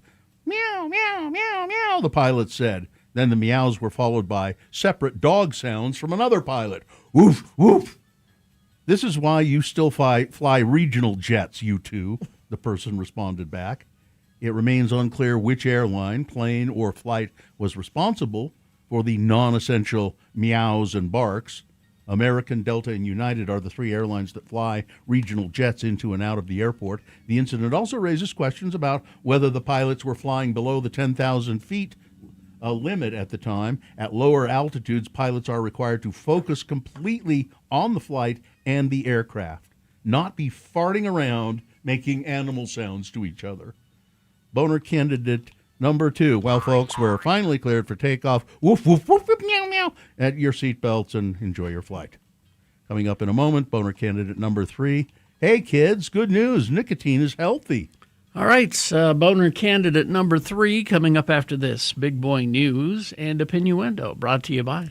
Looking for something to do this weekend? At Tracy Aviary, you can feed lorikeets, catch a bird show, see ambassador birds up close, Check out more than 300 amazing birds. Plan your visit at tracyaviary.org. And don't forget, The views expressed on X96's Radio from Hell show do not necessarily reflect the opinions of Broadway media, its management, owners, or advertisers. This program is intended for mature audiences. Parental discretion is advised. Madonna, and in case you didn't know who that is, it's helpfully put here. Madonna, the Like a Virgin singer. That's right. I knew her from somewhere. Had joined pop star Sabrina Carpenter on stage Friday for her second weekend headline slot at Coachella, where she wore a vintage purple corset bodysuit with purple stockings and lavender gloves. On stage, she said it was the same corset, the same boots, and the same Gucci jacket that she wore at her first Coachella appearance back in 2006. Well, now those vintage costume pieces are missing.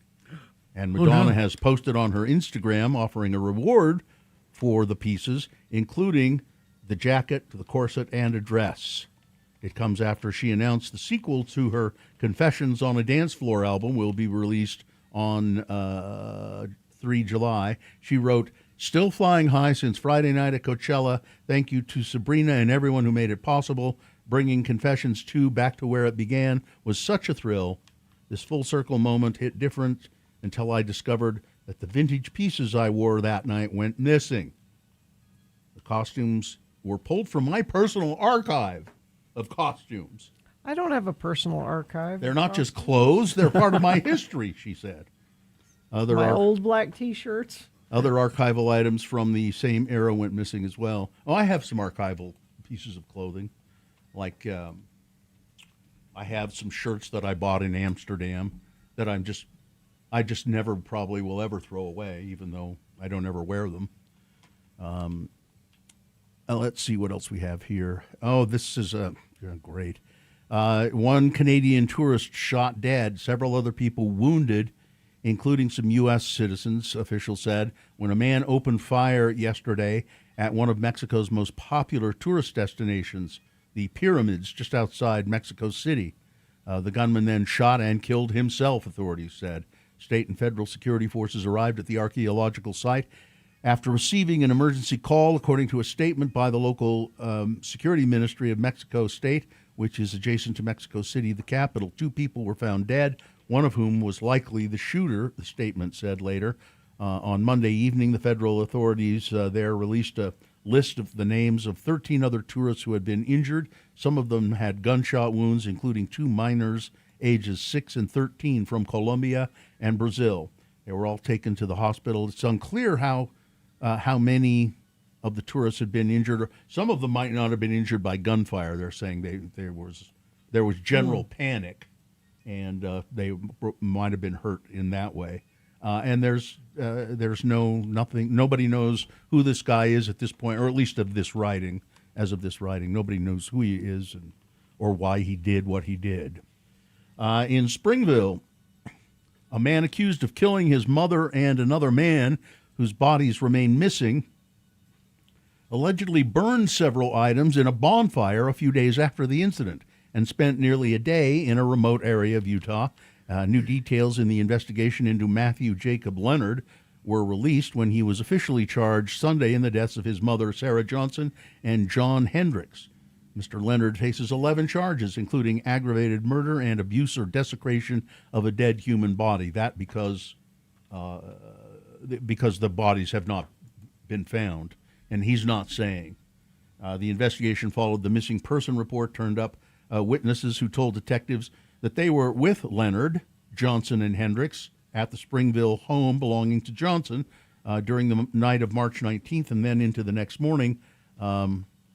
The group was allegedly smoking pot together in the garage of the home when Johnson and Hendricks went inside to get some sleep, and Leonard followed. And then there was gunshots, and presumably those 2 people are dead. But everybody's dummied up pretty much. Everybody's afraid to talk. Mr. Leonard has been arrested, but again, no word on where the bodies are. That'd be a good morsel of murder for you. I will Gina. check up on it. What should be the highest height of spring runoff is telling a very different story along the Jordan River. And it's a concern that first came to light thanks to a local viewer, Fox 13 reporting this story. After noticing something unusual, Murray resident Chelsea LaRoe reached out to Fox, sharing a video of fish struggling in the water because it's so shallow. In some areas, water levels have dropped to so low that parts of the river are only a few inches deep, creating challenges for fish trying to survive. Think so? Yeah. I was walking the trail today, and I just kind of heard this flip-flop noise in the water, LaRoe said. I looked over and noticed all these fish flopping around in the water, and I realized, well, this water's not deep enough for them. She said the shallow conditions are striking and concerning. That seems very early in the season for that. Everything's fine. It's fine. Just pray harder. An unsettling image of an Israeli soldier destroying a statue of Jesus Christ in Lebanon has been circulating on the internet. The Israeli Defense Forces conducted an examination of the image and confirmed it is a real photo of an IDF soldier violently smashing an important religious icon to pieces while stationed in southern Lebanon just days after Trump's unexpected move alarmed Benjamin Netanyahu. The IDF wrote that it views the incident with great severity and emphasizes that the soldier's conduct is wholly inconsistent with the values expected of Israeli troops. Well, here's another way Gina will never die. Oh? A hot air balloon landed in a Southern California backyard, a balloon with 13 people in it. It's true. I will never die in a hot air balloon accident. That seems like a lot. The enormous hot air balloon with a pilot and passengers in the basket descended perfectly Saturday on a narrow area of grass at a home in Temecula. Hunter Perrin said he had no idea that he had visitors until a neighbor alerted him. That seems like way too many people to be in a basket. I opened the sliding glass door, and there's a basket full of 13 people in my backyard. The pilot, he was masterful. The balloon didn't catch on anything, and nobody was injured. And also a skydiver, another way you'll never die, Gina. Never die skydiving. A skydiver crashed into the Lane Stadium scoreboard before Virginia Tech's spring football game on Saturday. Virginia Tech officials said that the skydiver was safely secured and is currently stable following rescue efforts. The incident caused a delay in the start of the spring game. He's skydiving, had this giant American flag trailing out behind him, and he just went and he crashed right into the sign, into the scoreboard. And finally, this Chinese automaker Series has received patent authorization this month for a voice-activated in-vehicle toilet that slides from beneath passenger seats. The innovative system features a waste tank with rotating heating elements that evaporate urine and dry out solid waste, plus an exhaust fan for odor control. No. Series has not announced which vehicles will include the toilet feature. The company joins other automakers exploring in-car bathroom solutions, including competitor Stone's a portable folding toilet stored in the center console with disposable bags. None of this. Historically, luxury vehicles have featured bathroom amenities, including a 1954 Rolls-Royce Silver Wraith limousine recently sold by Sotheby's that contained a gold-plated toilet converted into a champagne cooler. Poop. Although this would make murder come in handy. easier in some instances. I don't know. I think a toilet in your car would come in handy. Because there are situations where you're trying to get someplace to murder somebody, but stopping to use the bathroom will impede your progress. Poop. Or maybe you just really have to go to the bathroom and you're on the highway and there's. But then you're carrying the poop around Exactly. with you. And what about the wiping situation? I trust the Chinese to figure these things out. Poop. All right. Weather, traffic. Pretty warm today, 82, mostly sunny. Beautiful day expected today. Overnight low 48. Things change a little bit tomorrow. 80% chance of showers Wednesday into Thursday, and we cool back down into the 50s for a couple of days. Looks like we have that chance of rain Thursday, even into a little bit of Friday. Things warm up a little bit for the weekend, though, it looks like. Traffic, we have a crash. Northbound I-15, 125th South in Draper, off to the left shoulder. Somebody says, what if the hot air balloon lands on me? I guess that's true. I could die that way. I won't die in the basket, but I could be crushed by one. So that's still a possibility. If you would like to speculate on ways I might die, or if you have traffic, you can text us 33986. It's the spring super sale at Big O Tires. For a limited time, get $100 off select sets of tires. Plus, buy 2 oil changes, get 1 free. Warm weather is calling. Make sure your vehicle is ready for every mile at Big O Tires, the team you trust. So you're fine with people speculating on how you might die, but if they want to wish you a happy birthday, no, don't that's do. crazy. It's not my birthday. That's great. Well, all right. Here's boner candidate number 3. Hey kids, good news. Nicotine is healthy. Nicotine is a compound that can reverse Alzheimer's disease, increase cognitive function, and potentially even help you live longer. Dave Asprey, a biohacking influencer, has told his million-plus social media followers. Oh, boy. A new wave of health influencers like Mr. Asprey, many of whom are aligned with the Make America Healthy Again movement, are championing nicotine as a health product. They promote nicotine patches, gums, and lozenges, as well as pouches, which are often filled with nicotine salt powder and give people a convenient way to consume the compound. To these boosters, nicotine is another natural product that has the medical establishment has unfairly demonized, like, beef tallow and peptides and raw milk. Jillian Michaels, oh God, a celebrity fitness trainer, has spoken about the health benefits of nicotine on her podcast. She said in an interview she uses low doses of nicotine to protect against Parkinson's disease and Alzheimer's disease. Tucker Carlson, a vocal Maha ally who sells his own brand of nicotine pouches. Oh, he does? Yes, has called the nicotine pouch brand Zyn a life-saving product that can increase productivity and male vitality. Male vitality. There you go. Carlson went so far as to say that the pouches are like the hand of God reaching down. Wow, that's not overselling it at all. Like the hand of God reaching down and massaging your central nervous system. The hand of God? Boner candidate number 3. Hey, kids, good news. Nicotine is healthy. Arsenic is natural, too. All right. Try a little of that. Yeah. Let's review the first 2 and vote. Boner candidate number 1. No, really, a bear did it.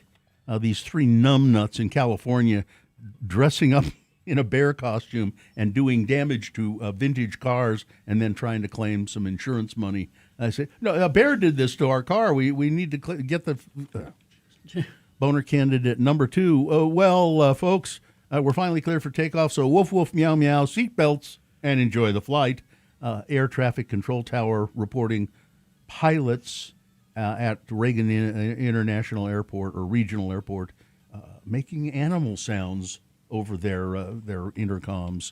And boner candidate number 3, hey, kids, good news. Nicotine is healthy. All right.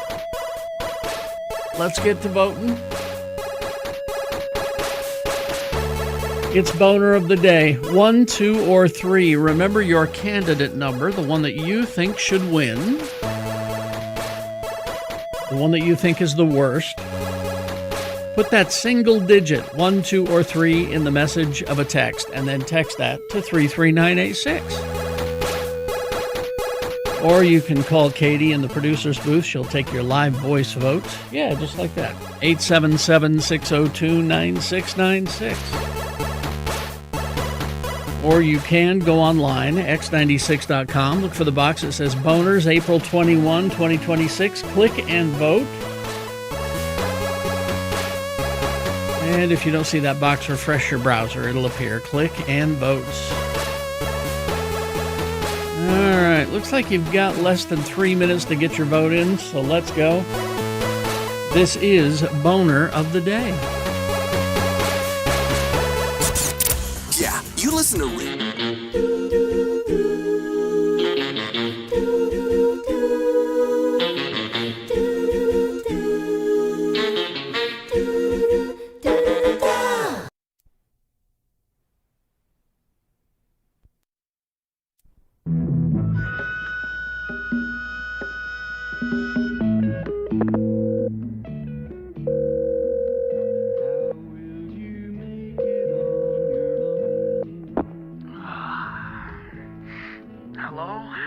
Carrie?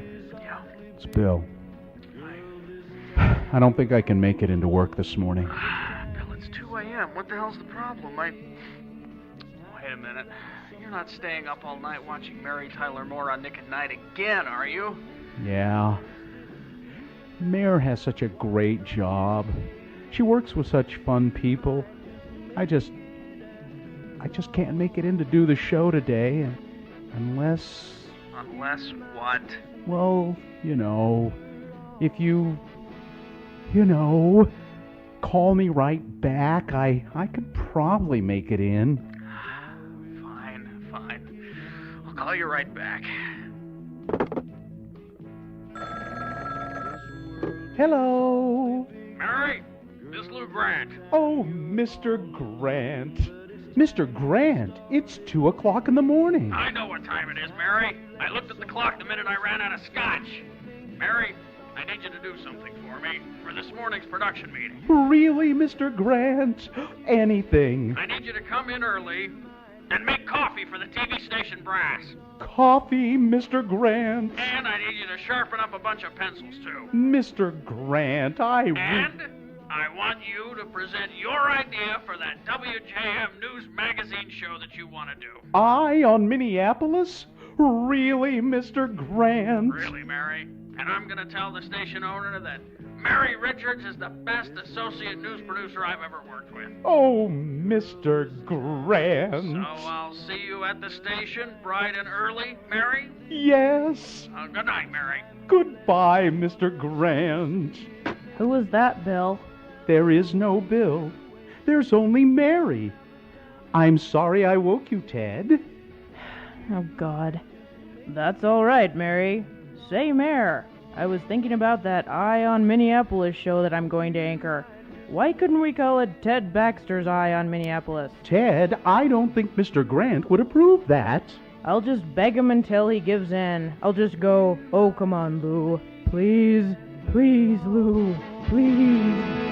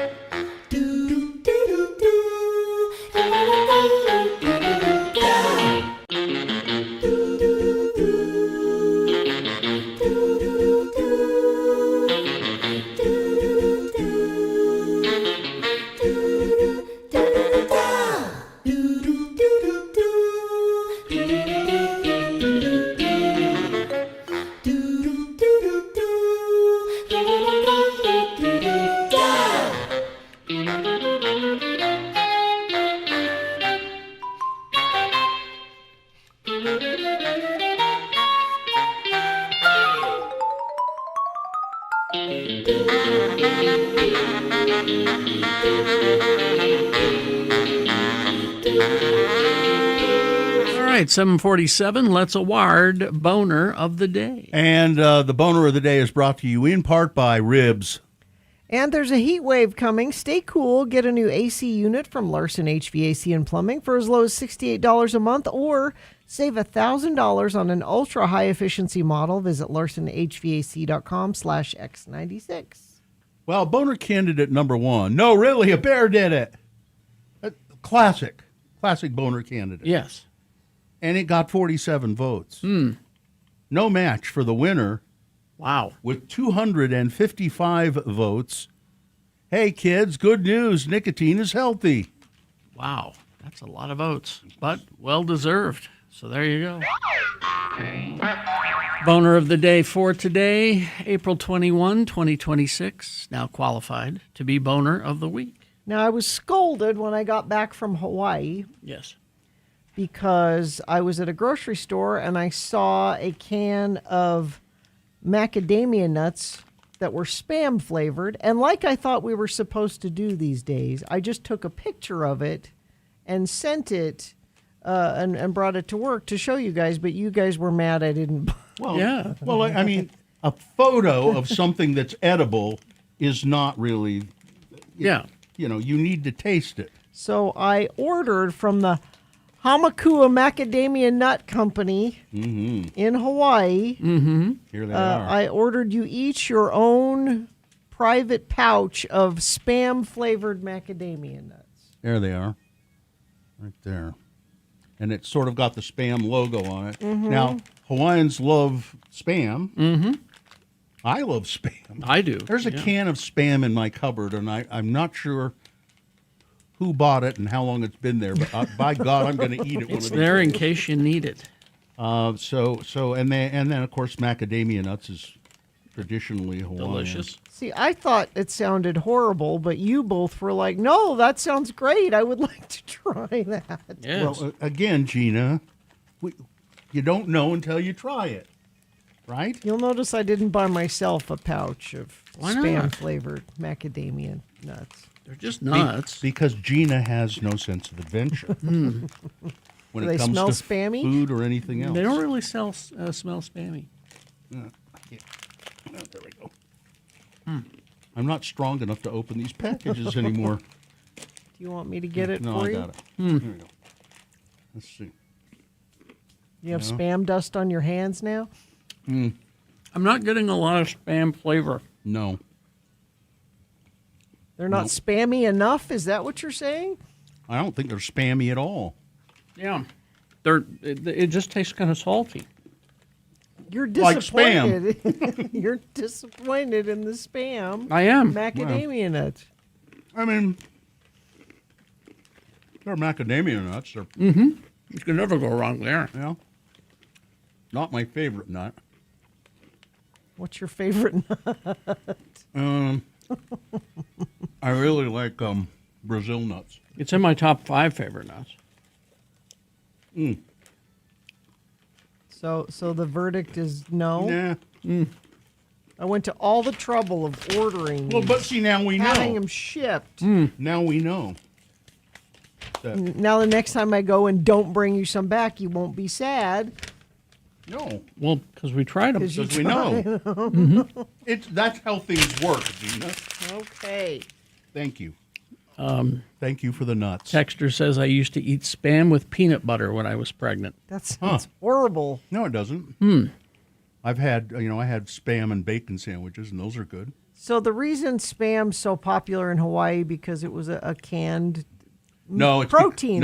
It's because it tastes because they were cannibals originally, and it's the closest thing to human flesh. Jeez. That's really Is that what people have said thought? for years. Yeah, they like Spam because it's kind of that's harkens not back true. to the cannibal. But That's no, not true. it's not true. Especially during World War II. Yeah. They couldn't get fresh meat at all. So It's interesting. Spam. So I told you I went to that cattle ranch on the Big Island. One of the biggest cattle ranches in the country, not just in Hawaii. Yeah. In the country. And the cattle were first brought there as a gift for King Kamehameha, who treated them kind of like you treat them in India. Well, he didn't eat them because they were eating people. The cattle? Said, No, these the are- king.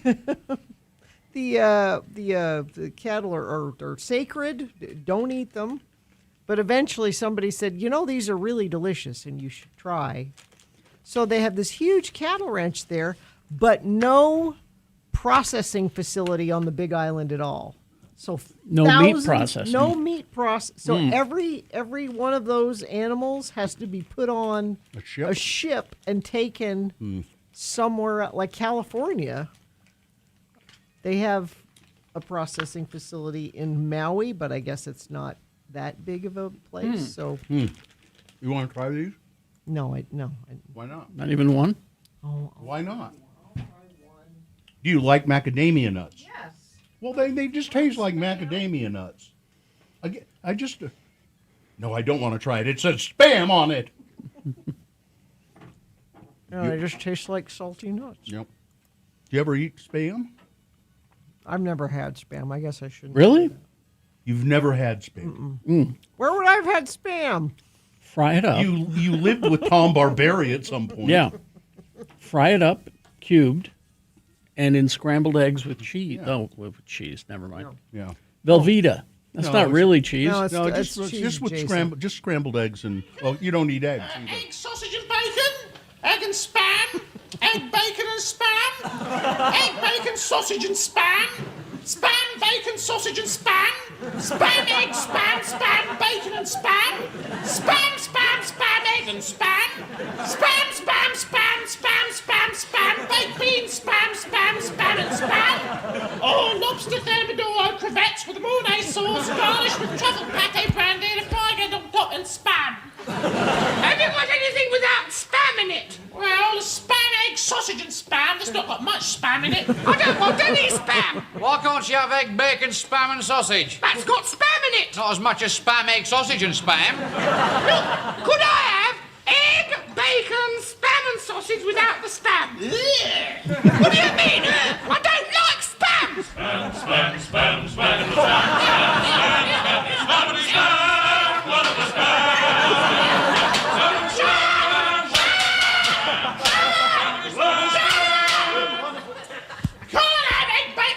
Sausage without the spam! Why not? Ah, it wouldn't be egg, bacon, spam, and sausage, would it? I don't like spam! Don't make a fuss, dear. I'll have your spam. I love it. I'm having spam, spam, spam, spam, spam, spam, spam, baked beans, spam, and spam. Baked beans are off! Well, can I have spam instead?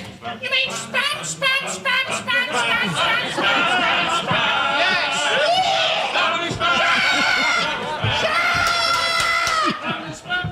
Great boobies, honey bun. My lower intestine is full of spam, egg, spam, bacon, spam, tomato, spam. They're still doing that, by the Yeah. way. That never stopped.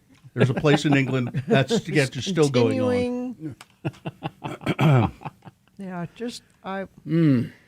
I don't know why you've never had Spam. Well, you think Mary Claire would have made me Spam? I don't know. No. Why wouldn't she make you Spam? What did she make you? Not Spam. Well, what? I mean, what did you? A canned meat would not have been something that she would have. No canned meat. No potted meat product. No. That's too bad. Potted meat is pretty good. That doesn't sound good. It's a spread kind of. Is it like deviled ham? Yeah. I don't like that. I like it. Isn't I don't deviled eat it ham much. like Spam? Or isn't No, that- it's a spread. Oh. No, it's a spread. Spam is a. Is it a comes in solid? Yes, thing? it comes in a. It comes in a. It's chunk. a brick. It's a brick essentially. Yeah, And a you brick. slice it? Yeah, or you can slice it, dice it. You can. Or you can just slice it and put it in a sandwich. Some people eat it cold on a really? sandwich. Yeah. Or you cut a piece of it just right and put it on top of sushi. And that's called musubi. Sushi? Yeah, musubi. That's musubi, Spam sushi, which is again very popular in Hawaii. But there are lots of places have it here too. Yeah, probably not going to do that. No, I wouldn't think so. That's Probably one way not. you'll never die, Eating choking Spam? on a piece of Spam. Not. Oh, see, I gotta have some Spam now, because this stuff, I mean, it's spamless spam nuts is what it is. But Yeah. but I still like Will macadamia. your wife eat Spam? Oh yeah, She'll do Spam. Mhm. Okay. yeah, she makes it for me. In eggs with Velveeta. Like you were saying. Delicious. Okay, let's see if traffic is delicious. When I say delicious, I mean that it's not a problem. It doesn't appear to be much of a problem. Only one accident being reported by UDOT. Crash northbound I-15, 125th South and Draper. Everything else looks like it's moving well. If you want to comment on spam or traffic, you can do that via text at 33986. Clark Planetarium presents Lost Wolves of Yellowstone, a breathtaking IMAX journey into the dramatic reintroduction of wolves to Yellowstone National Park. An epic story of survival, controversy, and the wild's return. Tickets at clarkplanetarium.org. Okay, Carrie. I figured it out. These have been, in transit. They've been, I don't know how long in this package, these macadamia nuts. All of the Spam seasoning has gone to the bottom. It's fallen to the bottom. They get spammier as you go. Well, just shake it up. Just turn it upside down and shake it, and then you'll start to get a little bit of spam. It's already too complicated. Ed wants you to explain the logic behind being willing to eat taquitos from Beto's, but not Spam. Yeah, there is no Maybe logic. deep fried spam. Maybe then I would do that. Deep fry it? Or deep fried. It'd be good. Deep fried Spam would be delicious. You would like Spam, Gina. You would. It's meat and salt. And salt? I do like those things. Yeah. And Spam comes in a cornucopia of flavors. Yeah, different flavors. All right. Well, we will take a break. KXRK Provo. We'll be back with Tech Talk with JD coming up after these. He's got some fun games for us to play. And little projects and things for us. All on the way. Stand by. Loveland Living Planet Aquarium. Go to livingplanetaquarium.org and you can take a look around. They are now open daily from 10 a.m. The Loveland Living Planet Aquarium doubled its discovery with the brand new Sam and Aileen Skaggs Science Learning Center. Step into the Ford Expedition Asia and come face-to-face with a cute tree kangaroo. They're adorable. Clouded leopards, Komodo dragons. They're big and scary looking, but cool. And Asian small-clawed otters. I love the otters. Plus vibrant tropical freshwater life all around you. You can go see Komodo dragon, the world's largest lizard next to Godzilla. The moment that you walk in, you feel it. Lush green, multi-story rainforest energy. If your kids love animals, this is an easy win. Hands-on interactive areas. You're not just looking, you're doing. You're going to trick your kids into learning is what's going to happen. Is they're going to be all caught up in everything that's going on around them, and they're going to learn stuff. They can explore and learn while they burn off energy in the best way. So experience the new world of Living Planet Aquarium. Go to livingplanetaquarium.org for all the information. X96 wants to Vaxel Dan, our radio pup, finally has a sponsor. It's Zero Res, and this time of year brings a lot of dirt and things through your house, damaging your carpets. Vax says book your carpet cleaning appointment today. Not only do you get the fourth room free, but your animals will thank you with extra love. Go to zerores.com today.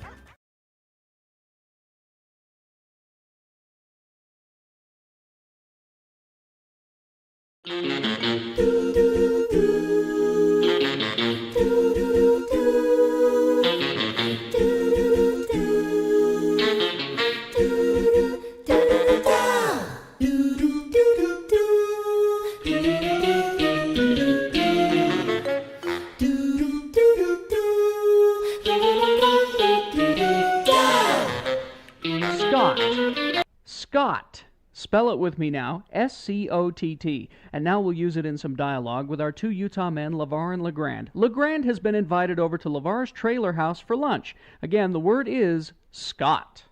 Come on in, Lrand. Door's open, and our delicious repast is about to begin. I hope you brought some drinks for us. Oh, I did indeed, Lavar. I bought the whole six-pack of caffeine-free Diet Sam's Choice Cola from the Walmart. Didn't have no way of chilling it, though. Hope you have smice. Well, fridge's been busted for a few months now. I've learned to appreciate my cola beverages at room temperature. Well, that's just fine with me, too. I'm always sneaking a cola from down in the food storage room so as Midge won't know I got a bit of an addiction. You see, we keep the caffeinated stuff in the food storage on the theory that in the event of a nuclear catastrophe, we'll need to stay awake so's we can keep the neighbors from busting in, and so's we'll have plenty of energy to be fruitful and repopulate our wasted planet. If you know what I mean. So what's for lunch? Beef stew. I helped can it myself. It's Deseret brand beef stew. Because I helped can it, I got a free case from the Bishop's Storehouse. Ooh, I love the sound of canned stew boiling up on the range. Smells pretty good, too. That's because Scott all natural garden and beef ingredients. Look here at that list of nutritious stuff that comes in this one can. It's got carrots, peas, taters, onions, chunks of beef, and some beef byproducts. Ooh, that's good. Ooh, but looky here. This Deseret brand beef stew's got 23 grams of fat per serving. This stew's got more fat in it than 9 strips of bacon, Lavar. Bacon, that sounds good. Let's fry up some strips of bacon to go with our stew. You know, bacon's got an essential ingredient in it that you can only get from a few foods, you know. Foods like bologna and hot dogs and some canned hams. Bacon's got something in it that your body needs? What? Nitrite. It's got nitrite in it. The body needs nitrite to preserve the internal organs. Well, fry some up then. Okay. Hey, you got a raw hot dog or some bologna I can nibble on to tide me over till the stew's on? My big ones is eating my little ones. I'm so hungry. Hey, well, let's pop open a couple of them diet sodas for a toast, LeGrand. To life. To life. If we keep eating like this, we're going to live forever.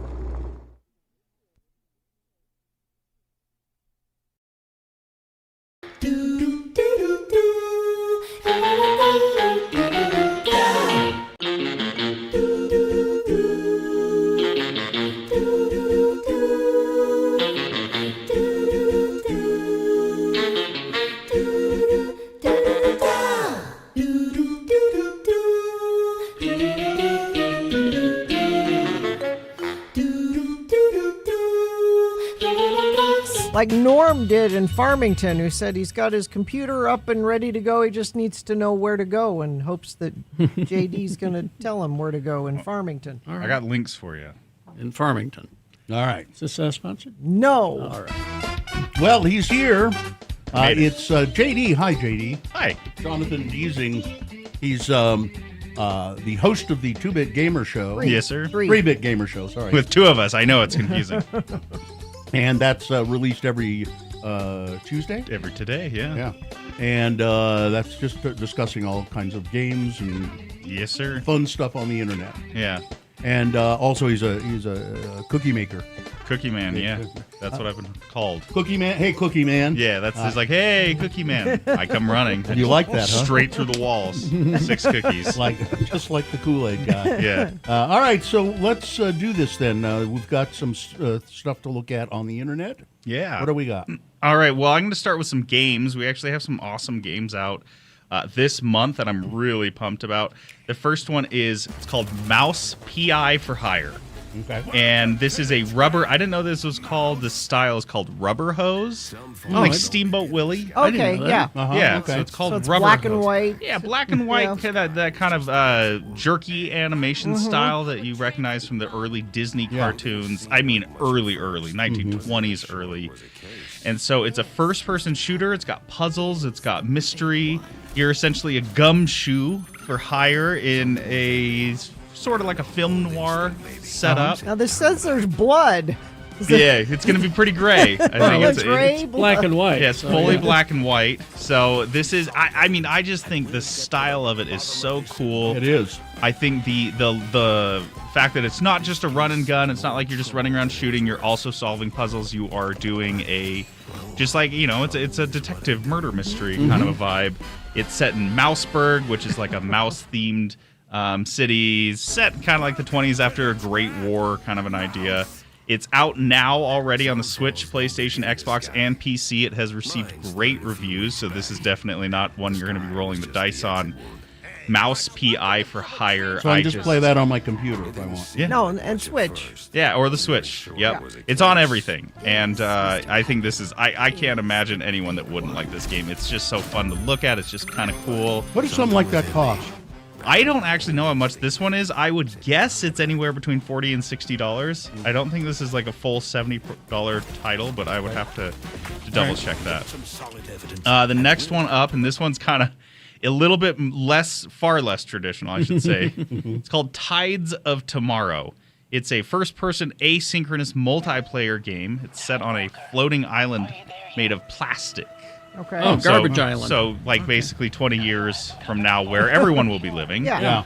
And you play as a tide walker, and you revisit the actions of random players who have come before you. So say I go play through this mission, this level or whatever, and I punch a certain guy, and I tick off another lady, and I do some other things, and then you go and you play through, and you play right behind me. Oh, you're a character. You'll be the character for that next person. No, I won't be the character, Oh. but my actions will impact. So the next time a tide walker, a player goes through that mission particularly, the people that I pissed off are going to be pissed off at you now. Oh, okay. And it's random. It's not like Gina's selecting to follow behind me. It's just a random player, so you don't really know what they've done. You kind of see, if you've ever played a racing game and you've raced a ghost car, where there's like somebody else's race, but you can go through, the car has no collision with you. It's the same idea, but instead of just the race, it's every action you've conducted. So if you want to mess with the person coming up behind you can do some really dumb, You just gotta destructive stuff. Yeah, I was going to say, you just go through the game and be a dick and ruin it for everybody. Exactly. Yes. And so that's what you're kind of contending with, is if that person has done something negative beforehand. It's nice looking. Yeah, it looks so cool, and it's basically like Waterworld on acid, I guess. And then so this is out tomorrow, PlayStation, Xbox, and PC. It's called Tides of Tomorrow. I think it just looks so sweet. Okay, what's the green dot? Okay. Well, I'm going to do Ring the Fish Doorbell first. Oh, okay. This actually, my sister Natalie showed me this, and I thought it was so cool. You help fish move through locks and canals in Utrecht by ringing a doorbell. So these are locks and canals that are spread through this city, I believe in the Netherlands. And the fish get stuck. They're real fish. These are real fish. Yeah. And you just sit there and look at there, and then if you happen to spot a fish on the screen, You can let them in? yeah, you can you take a picture of them, and you choose which kind of fish you've spotted, and then it'll ring a doorbell, and they'll open the lock for that fish. The reason they don't want the fish sitting there at these gates is it makes them vulnerable to predators, but they need them to be able to swim. They can't have the locks open constantly, and so you actually can help them through. I see a fish. Wait, here we go. Yeah, and then you Thanks can help for them ringing the fish doorbell. Isn't that so funny? It's you'll have to go to x96.com to get the link for this, because it's not going to be something you can read. But I was going to say, yeah. You can just sit there and ring a doorbell. This is for kind a of fish. satisfying. So what's the green dot? What Okay, is the this? green dot. This one is.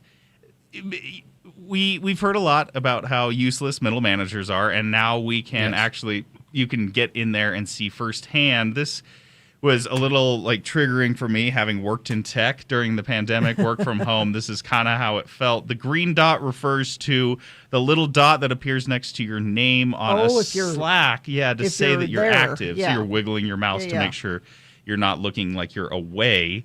And so as a middle manager, your whole goal is to keep that Slack dot green for all of your employees, or in this instance, a single employee. And they have this bar that is constantly going down, and you can keep the bar up by typing just nonsense. Just doing so it something. says, so he sees that his boss is typing him a message. I think I killed my guy.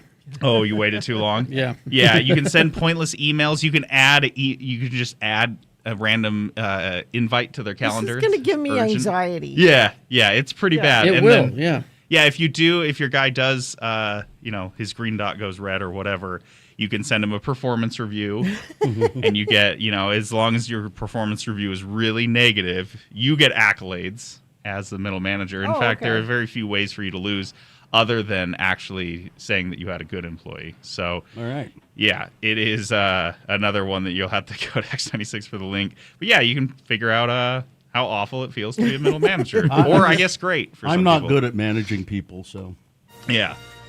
This one is awesome. You can make this is a Star Wars intro creator.com, and it allows you to make your own Star Wars intro. Oh, with the words. Everything. running? You Okay. can edit the text, the crawl. You can even change the Star Wars logo to say whatever you like, and it'll be in the cool Star Wars font. And it's and then you just edit whatever you want it to say, and for whatever reason, and then you can download it. It's free to download, or they'll email it to you rather. The standard definition version, but they also have like a $5 and $10 for a higher quality. Mm-hmm. I would also recommend if you put your email in, I put it in and then just like let it sit, and they sent me a coupon. So if you did actually want to buy it for whatever reason, wait for that. Yeah, then you get a coupon. I mean, if you wanted this for like, I don't know, like a family video or like something like that, where you would pay a videographer probably a bit more than $5 or $10 to make something like this, it would be really, really cool. Star Wars intro creator, it is kind of fun to play with, and you can just watch your thing play out before you download it. But yeah, I did. You did one? A quick, easy one. So there it is. Can you read it? The Star Wars A New Hope, and it should say, "This is the only good one." There it is. There it is. There you go. And then what's this final one, all JD? you need. Oh man! All right, so you guys probably have been following the news, or if you haven't, you've been getting the news foisted upon you at the gas pump. But the Strait of Hormuz, which none of us knew about, thankfully, a couple months ago. I thought it was the Strait of Vermouth. That's a different one. Oh, okay. That's what you need to get through. It's it's open. Sometimes it's not open. Sometimes It says yes. Yeah. Sometimes we're blockading it. Sometimes Press check again. Okay. both of us are blockading it. This is Check again. the Strait of Hormuz open? Hopefully. It's just a website that will tell you yes or no. Is Slightly. the Strait open? Slightly. It changes. Yeah, it changes every time you press check. And what is pay the straight toll? Is that so you can pay the developer? I imagine. But hey, you never know. Maybe this is going to Iran. Maybe it's going to Trump. You never know. It doesn't make any sense. But someone's getting rich. It's a nice joke. Yeah. I like it. All right. You can find JD's all those links at x96.com. Here's some spam macadamia nuts for you. Thank you. Thank you. That'll get me through my drive home. Okay, good. Thank you. Spammy. Thank you, JD. Thanks, guys. All right, traffic, Gina, please. Things are looking good. No accident reported in the last hour from UDOT, and I don't think anybody sent anything in via text. Let me look. Yeah, no, looks good. Send us stuff if you're seeing it, even if it's nothing. We like to hear from you. 33986. Celebrate spring at the Thanksgiving Point Tulip Festival now through May 16th. Over 1 million blooms, over 50 acres, live music, classes, tours, and more. Go to x96.com for more information. All right. Beat Gina coming up after these messages and a song. We're going to play multiple choice pop culture trivia with Beat Gina. What is the prize today? It is tickets to the Things Can Only Get Better tour at the Maverick Center on July 29th, featuring full performances by Howard Jones, Wang Chung, The English Beat, and Modern English. So you're going to get those concert tickets at 877-602-9696. All you got to do is sit through a game of Beat Gina. Multiple choice pop culture trivia because Prince died on this day. Aww. Prince trivia. 877-602-9696 is the number to call to play Beat Gina. Randlife.com/X96. I think it's about time that you got your house to start working for you instead of you working for your house all the time. And Rand Life can show you how to do that. If you're 62 years of age or older and you've built up equity in your home, Rand Life can help you get your home start working for you with a reverse mortgage. Rand Life, they're the kings of reverse mortgages. They can help you eliminate your monthly mortgage payment, freeing up cash and giving you more control over your finances. Now, there's something most people don't know is you can actually use a reverse mortgage to buy a home. So if you're thinking about downsizing, you can do a reverse mortgage and thereby eliminate having a dual mortgage payment with Rand Life's help. They're one of the nation's leaders in reverse mortgages. They do it every day, and they know how to guide you through it. So what you do is you go to randlife.com/x96. That's randlife.com/x96. Randlife Home Loans, your home working for you. Here's some reasons you might need. Vaxeldan, our radio pup, finally has a sponsor. It's zero res, and this time of year brings a lot of dirt and things through your house, damaging your carpets. Vax says book your carpet cleaning appointment today. Not only do you get the 4th room free, but your animals will thank you with extra love. Go to zerores.com today.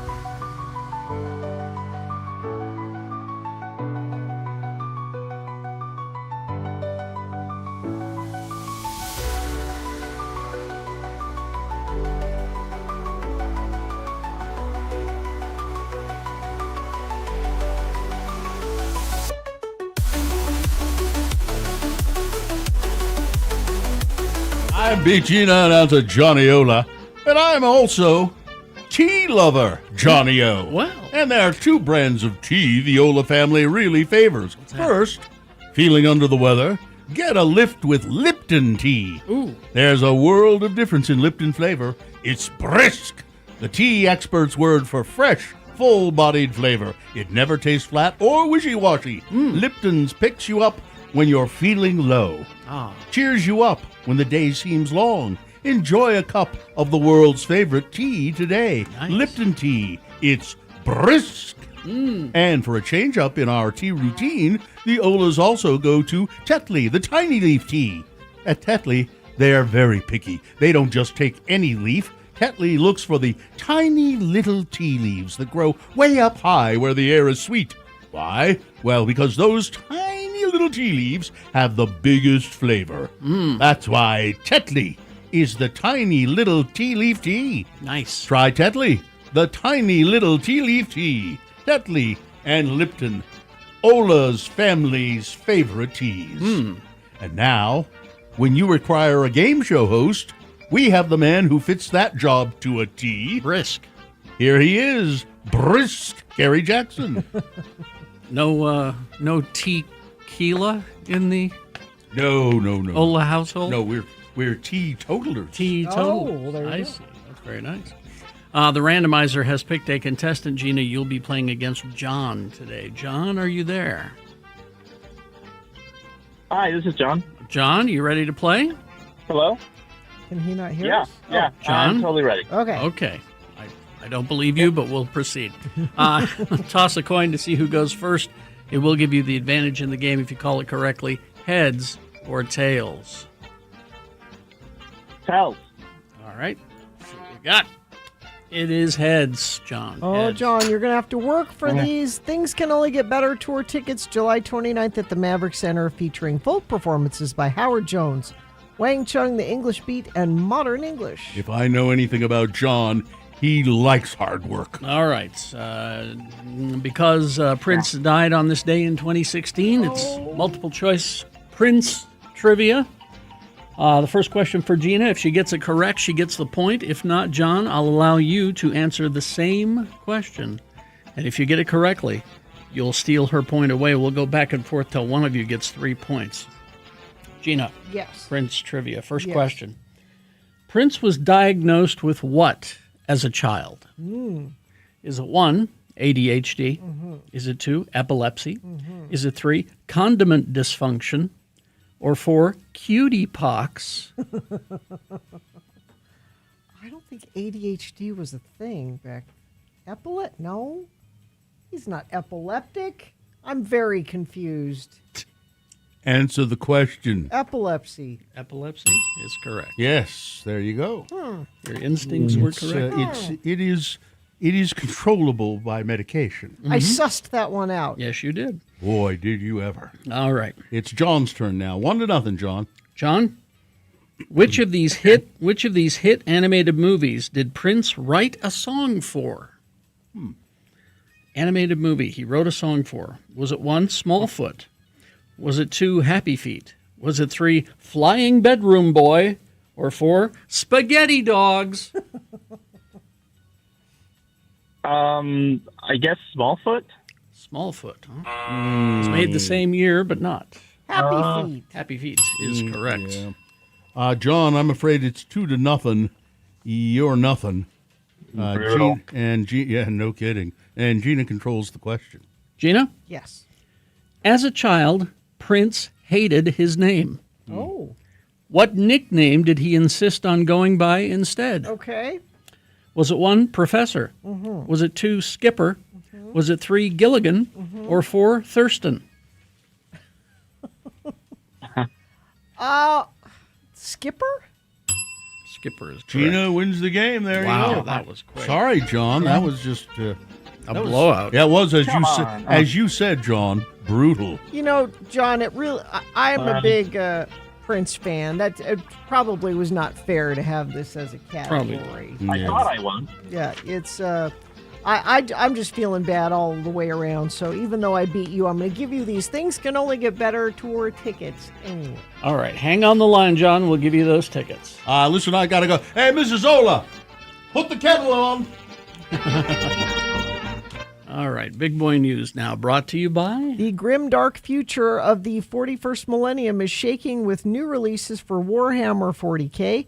Protect the Imperium from large threats with the new Imperial Knight Destrier, or serve the forces of chaos with the new Iron Warriors Combat Patrol. More available at Hastur Games. And don't forget... The views expressed on X96's Radio from Hell show do not necessarily reflect the opinions of Broadway Media, its management, owners, or advertisers. This program is intended for mature audiences. Parental discretion is advised. Well, the Trump administration is taking steps to returning more than $166 billion collected from tariffs that were struck down in February. Just over a year after imposing many of the tariffs, the government began accepting requests for refunds, surrendering its prized source of revenue plus interest. This will go well. Yeah. For some U.S. businesses, the highly anticipated refunds could be substantial, offering critical, if belated, financial relief.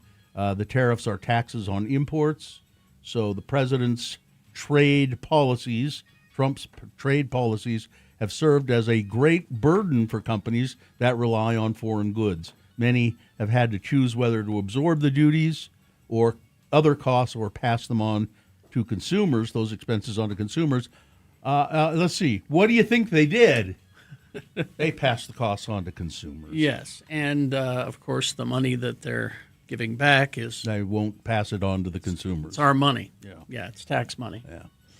California woman has won a lawsuit against cruise giant Carnival Corporation. Really? In which the Doral-based company was found negligent for serving her at least 14 shots of tequila in an 8.5-hour period, and liable for subsequent injuries she suffered while inebriated on board. I'm surprised by this story because I remember Kerry's story about his cruise where you had the all-inclusive, but it was impossible to get a drink because they were so busy. They short-staffed the bartenders. You pay extra for all you can drink. Yeah. But then they short-staff the bartenders, so it takes forever to get your beverages. A Miami federal jury ruled in the passenger's favor on April 10th and awarded her $300,000 in damages, according to court documents entered on the docket on April 13th. That exceeds the $250,000 which was requested during the trial. The woman's attorney, Spencer Aaronfeld, said in an interview with the Miami Herald that they were surprised they got more than they had requested. A spokesperson for the cruise company said Carnival Corporation respectfully disagrees with the verdict and believes there are grounds for a new trial and appeal, which it will pursue. This is a rare case, or a rare example of a complaint against a cruise line reaching a courtroom, and even rarer that a cruise line is found liable for passenger behavior. Usually, I mean, passengers file lawsuits against cruise lines all the time, but they settle out of court, or the cases are dismissed. And 14 shots in 8 hours, that's 2 shots an hour. Yeah, that's well, our professional drinkers are calling handle it. They're calling her a lightweight. Yeah, I could probably do that. I don't want to do that, but I probably could. Florida deputies in Hillsborough County observed Cammie Ellis driving against traffic at around 12:30 a.m. on a Sunday. Body camera footage captured Ellis traveling on the incorrect side and mounting a curb.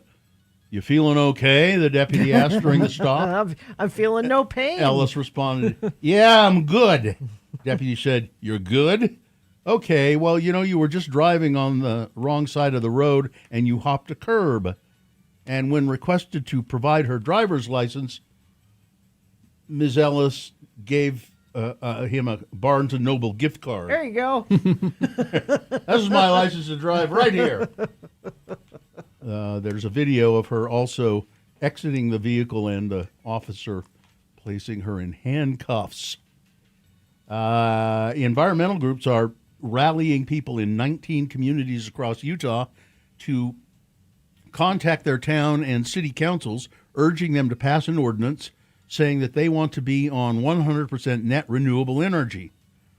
The Public Service Commission, the entity that regulates electricity rates in Utah, approved the Community Clean Energy Program last month, but cities across the state that signed up to participate years ago must now pass an ordinance by June 2nd, indicating that they're still in. This is such a cool experiment to see community-led programs from the bottom up, said Carmen Valdez with the Healthy Environment Alliance of Utah, which is among those trying to get people to call their council members. The program has the communities partner with Rocky Mountain Power to ensure that the electricity they take from the grid comes from a renewable energy source like solar and wind by 2030. Why wouldn't you want this? The 19 communities represent as much as 25% of Rocky Mountain Power's electricity in Utah. You might not want it because it might cost a little more. We got the solar panels, Mm-hmm. and my husband loves getting on the app on the phone and seeing how much we've saved, how much we've put back into the grid. Yeah. It's almost like a little video game on your phone, Yeah. where you can see how much And how much electricity you're not consuming from the grid Exactly. is the fun part. Book bans and attempted bans remain at record highs. That's according to the American Library Association. And efforts to have titles removed have never been more coordinated or politicized. The ALA on Monday issued its annual list of the books most challenged at the country's libraries, part of the association's State of America's Libraries report. Patricia McCormick's Sold, a novel from 2006 about sex trafficking in India, topped the list for 2025. Others targeted include Stephen Chbosky's high school novel The Perks of Being a Wallflower, Maya Kobabe's graphic memoir Gender Queer, and Sarah J. Maas' romantasy favorite Empire of Storms. Oh, yeah. Romantasy is a huge genre. Huge. The ALA, which usually features 10 books, but this year has 11, with 4 tied for 8th place. Anthony Burgess' dystopian classic A Clockwork Orange, Ellen Hopkins' sibling drama Identical, John Green's boarding school story Looking for Alaska, and Jennifer L. Armentrout's paranormal romance Storm and Fury are the others rounding out that list. Lower courts have blocked efforts to send home Haitian immigrants, part of an already shrinking workforce in nursing homes. The Supreme Court will hear cases this month. Revoking the right of Haitian immigrants to remain in the United States would deliver a blow to the workforce that cares for America's seniors. Nursing home operators are warning in a case to be heard this month by the Supreme Court. Before the court is a fight over Trump's effort to strip 353,000 Haitian immigrants of temporary protected status. Why are these nursing homes hiring all these rapists and murderers to work in the... Oh, wait, no? Haitians won the status in 2010 after an earthquake devastated their nation. The Trump administration now argues conditions in Haiti are safe enough and they should go home, while advocates say gang warfare and civil strife still pose ongoing dangers and they should not be forced to leave the United States. And the nursing home industry relies heavily on immigrant labor across the country. Yeah. Faces you mean people enormous, just here working? Why do we want to get them out of rid here?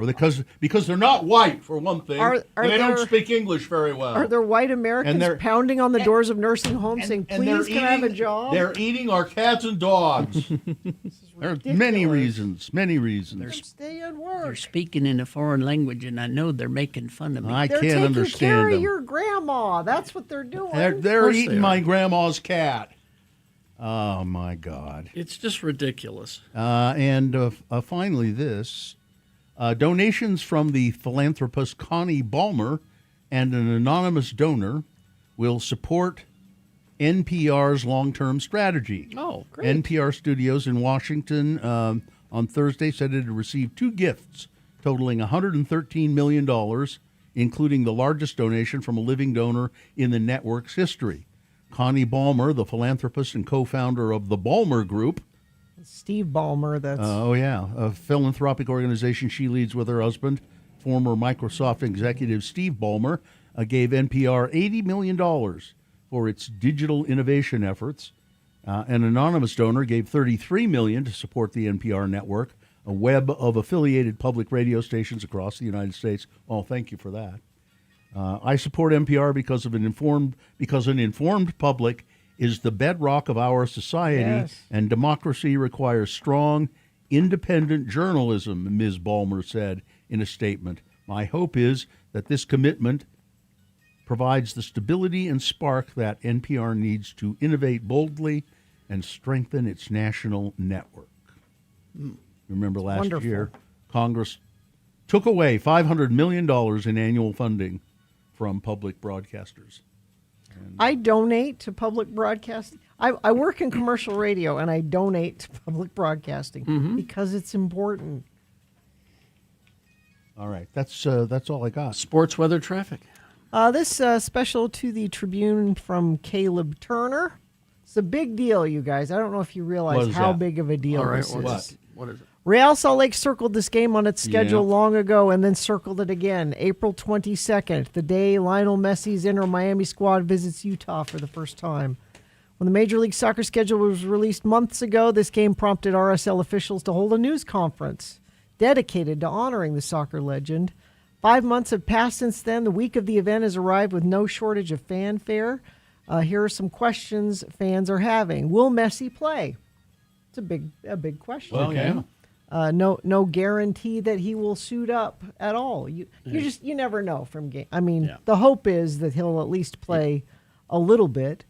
Messi played a full 90 minutes and scored twice on Saturday in Denver in front of a crowd of 75,000 plus people. The 20,000 plus fans, the entire RSL team hope so. The world might not know for sure until the day of.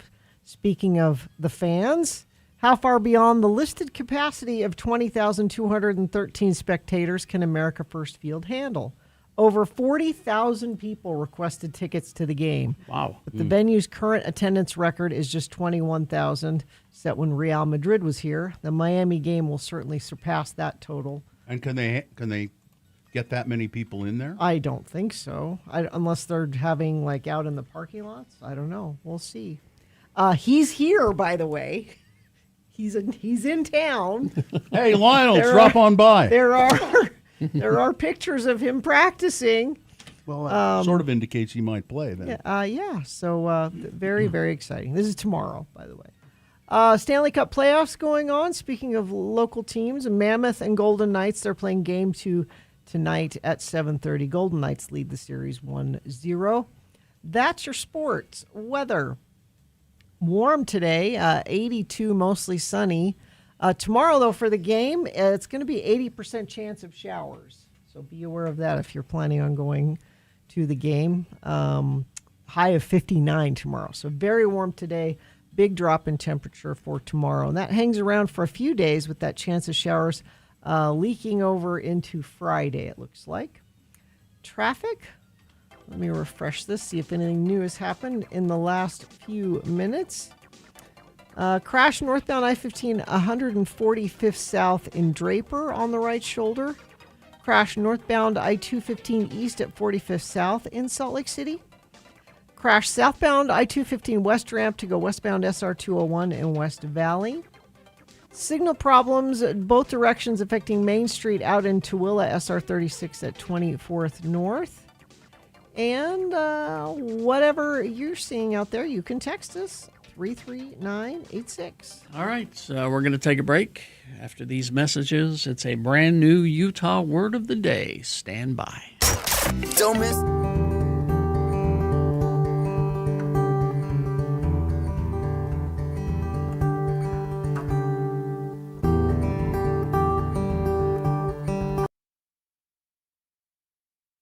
Here's what Kerry Jackson is doing when he's not on the air. Well, Kelly, our session is nearly over. So let's get right down to it. What would you say is your biggest problem? Oh, I'm just a little depressed. I don't know why. Well, perhaps it's something holding over from your childhood. Tell me about something of your memories from your youth. Well, one of the distinct memories I have is when my two older brothers were playing basketball in our room, and Peter went up for a layup into the garbage can. Greg didn't block it, and the ball bounced down into the living room and broke Mom's favorite vase. You know, I told him over and over, Mom always says, don't play ball in the house. Carrie? Yeah? That was an episode of the Brady Bunch. Oh. Okay. I do distinctly remember when we almost had to get rid of my dog Tiger because we thought that my sister was allergic to him, but it turned out just to be Tiger's dog shampoo, and so... That was also an episode of the Brady Bunch. Yeah, that's right. I do remember when some bullies at school were picking on my little sister because she had a lisp. Brady Bunch, Carrie. Brady Bunch. God, Doctor, you've been right all this time. I have been living in a fantasy world. God, this is so embarrassing. Is there some sort of traumatic event that happened to cause this? I never got over the fact that our maid Alice was married to that butcher Sam. God, I wanted her for my own. Excuse me for just a moment, please. Mrs. Greenlee, could you please send in Mr. Chunga to collect his friend? Carrie's session is now over. Here's what Bill Allreddy's doing when he's not on the air. God, Carrie, you must have had a rough session in there. Yeah. It's good to get out into the air and walk around, though. Gee, just when I think I have it rough, look at that poor bum in that dumpster across the street. Yeah, I see that guy over there all the time. I think he sleeps in the dumpster. He looks kind of familiar, but I just can't place him. Oh, looks like Carrie and Chunga across the street. Thank God they didn't spot me. Oh, man, there was some really cool stuff in here today. Wow, a tuna can. Oh, cool. I think there's some tuna in it.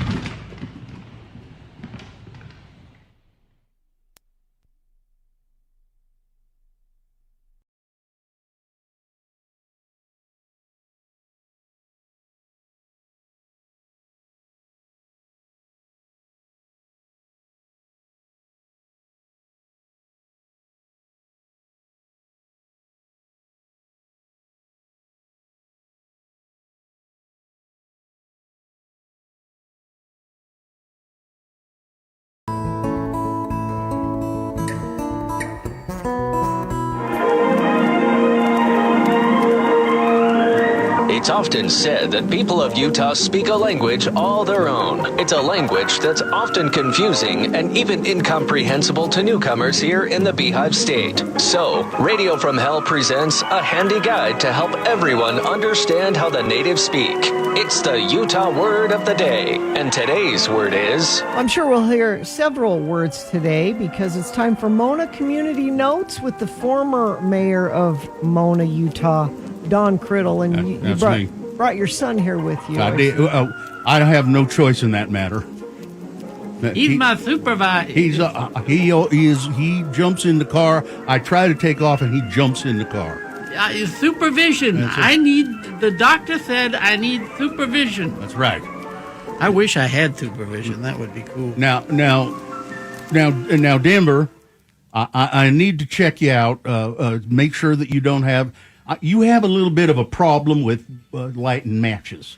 I like to light matches. I know you do. I like the way it bursts in my fingers. I like the way it smells. Yeah. That sulfur smell is so nice. You're no doubt about it. You are a fire starter. Yes. You like fire. I am a fire starter. Yeah. You like matches. I do. And we can't have any of that. I miss my cricket lighter. That's what I miss. Now, Denver, we can't have any of that over the next few days. What? Because of the. Why? Well, because this important note came in. Now I get these notes before anybody as former mayor. Well, yes. I get debriefed about Mona. I wish you was still mayor, Daddy. I do too, but that's another story. Nephi City gas department, they handle the gas for Mona. Yeah. That's Nephi gas. I know. I hate the fact that they have their own gas. And we're slaves to them. It's Nephi gas. There's nothing we can do about that. And they're taking they're doing a leak survey. What's funny about that? I got a leak. They're taking a leak. They're taking a leak. Denver. They're taking a leak survey. There's nothing funny about a gas leak. They're very funny. They're taking. I got a gas leak. Denver. They're taking a gas leak survey today, and please allow for the gas department to access meters and don't light no matches.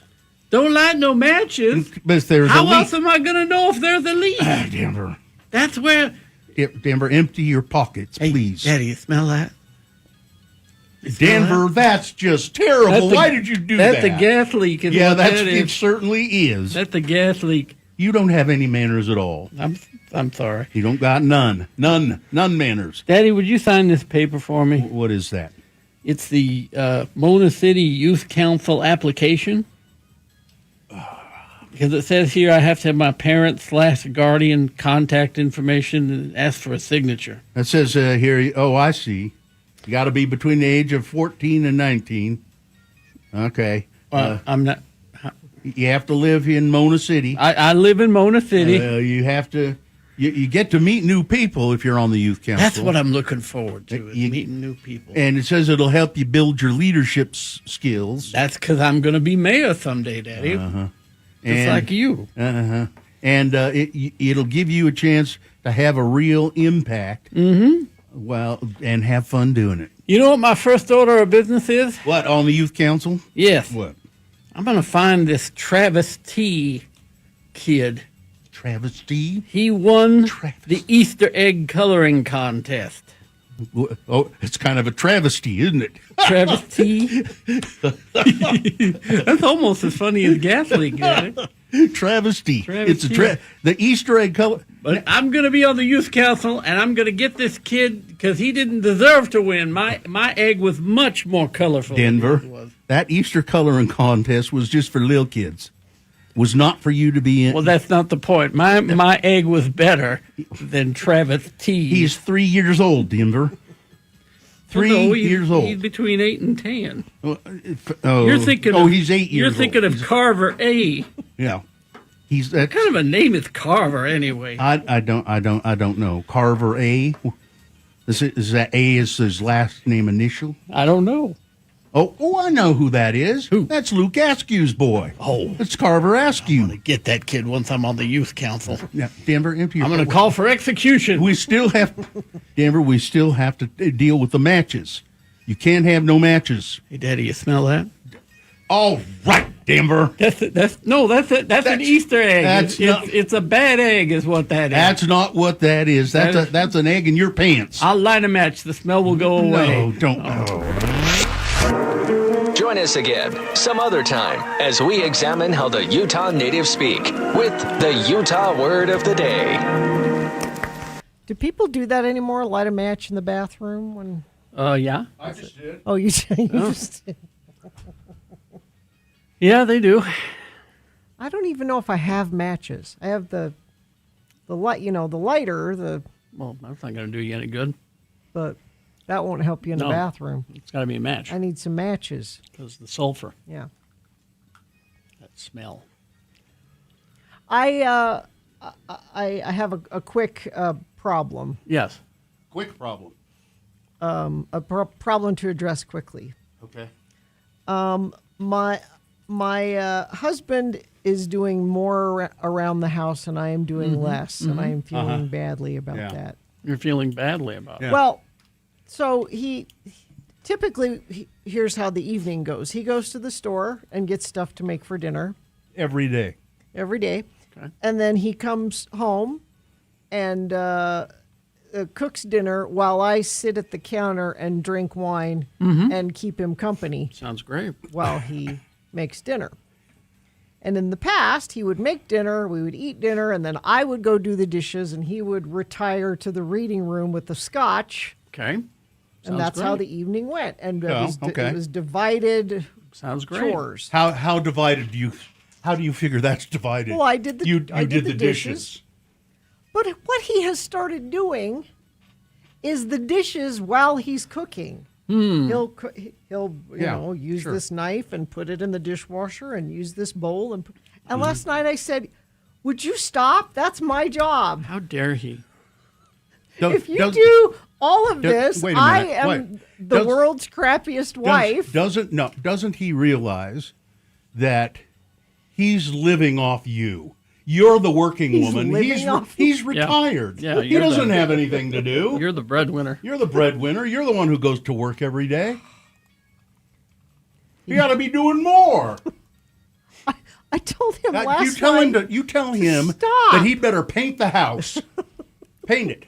It's the only way I feel okay about myself is the fact that I do the dishes Well, at the end of If that's all it takes to gratify you or validate you. Were you putting the kitchen knives in the dishwasher? Yeah, you shouldn't do that. Oh, do you think maybe I'm doing it wrong? Maybe you're doing it wrong. Mm-hmm. And Were he- you? And he's too nice to say anything. Were you putting the knives in the dishwasher? See, I have a problem. Gina, answer the question. Yes, because No, you don't. No.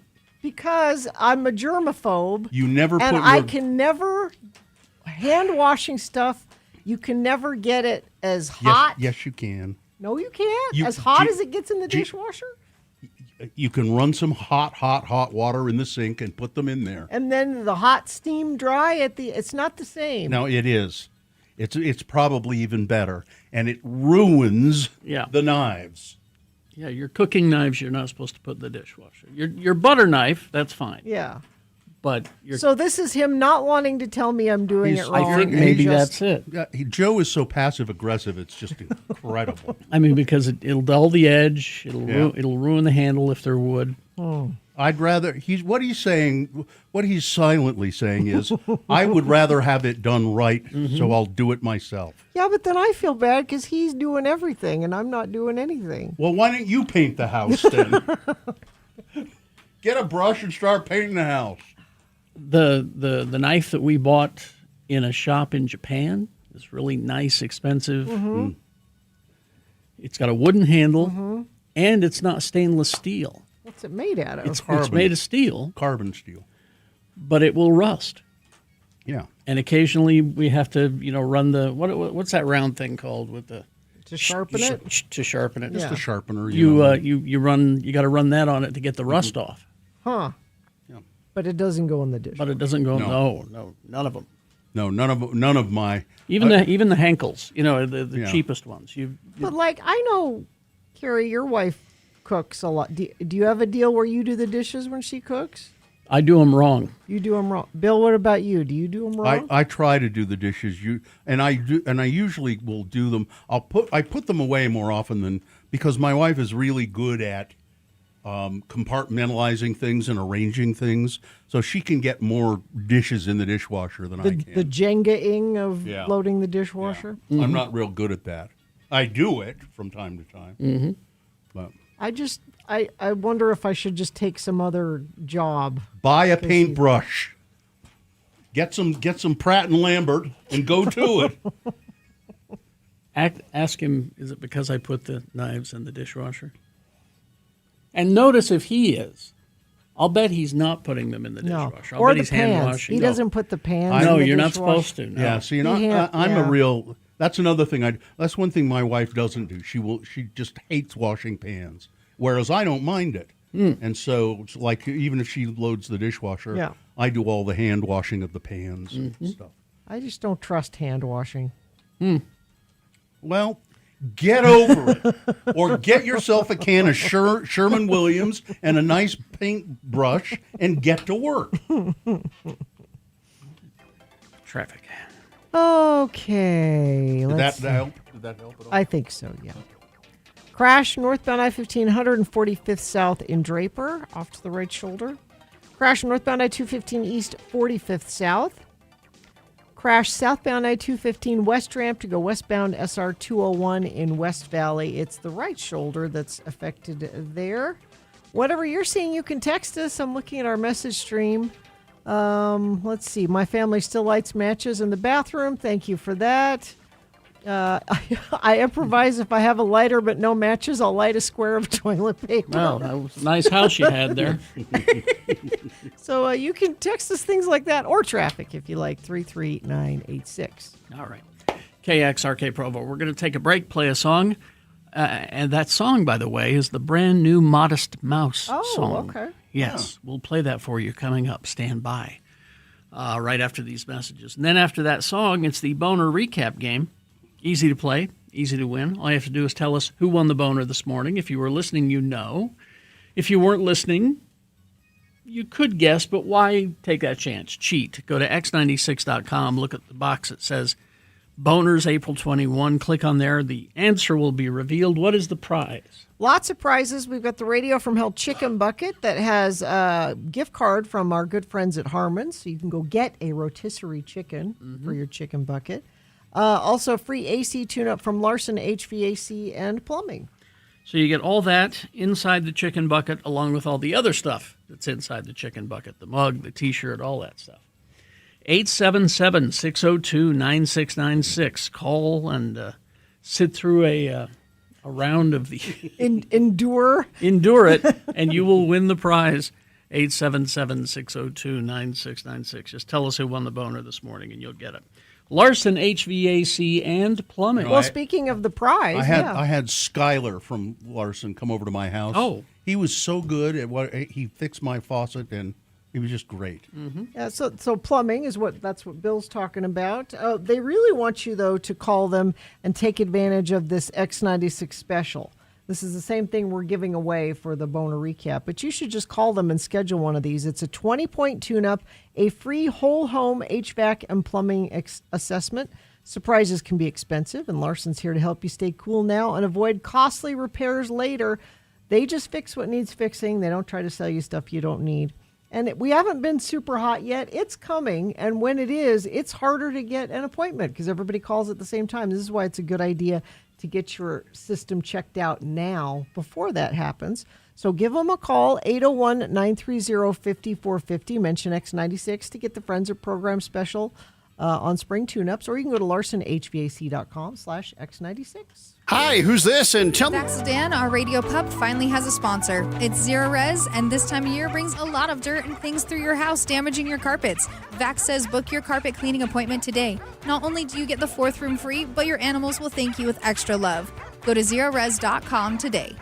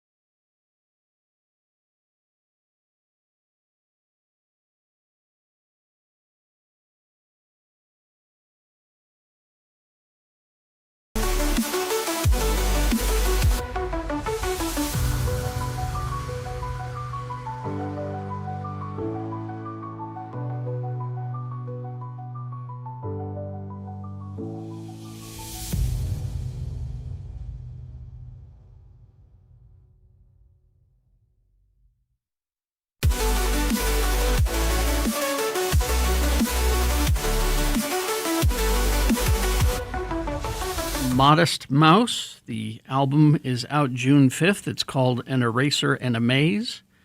And the name of the song is Picking Dragons' Pockets. Modest Mouse, X96.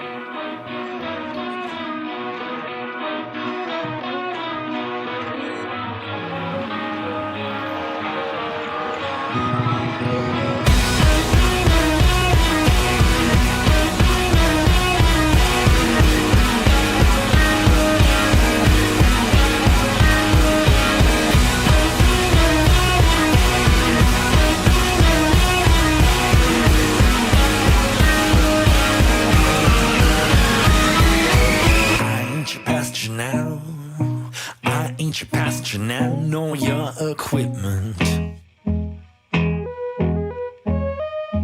An auditory trick, they're both to be licked. I am the tarmac, I'm the pilot, I'm the flight path, can't get past that. Well, they'll go crazy if you don't go crazy somehow.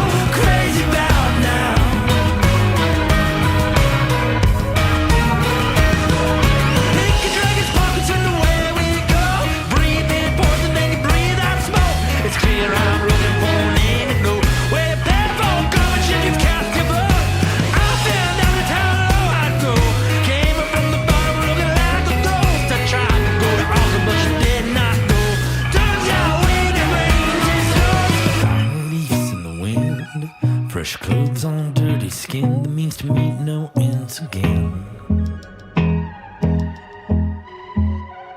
Picking dragons' pockets into where we go. My eyes are there, eyes watch the show.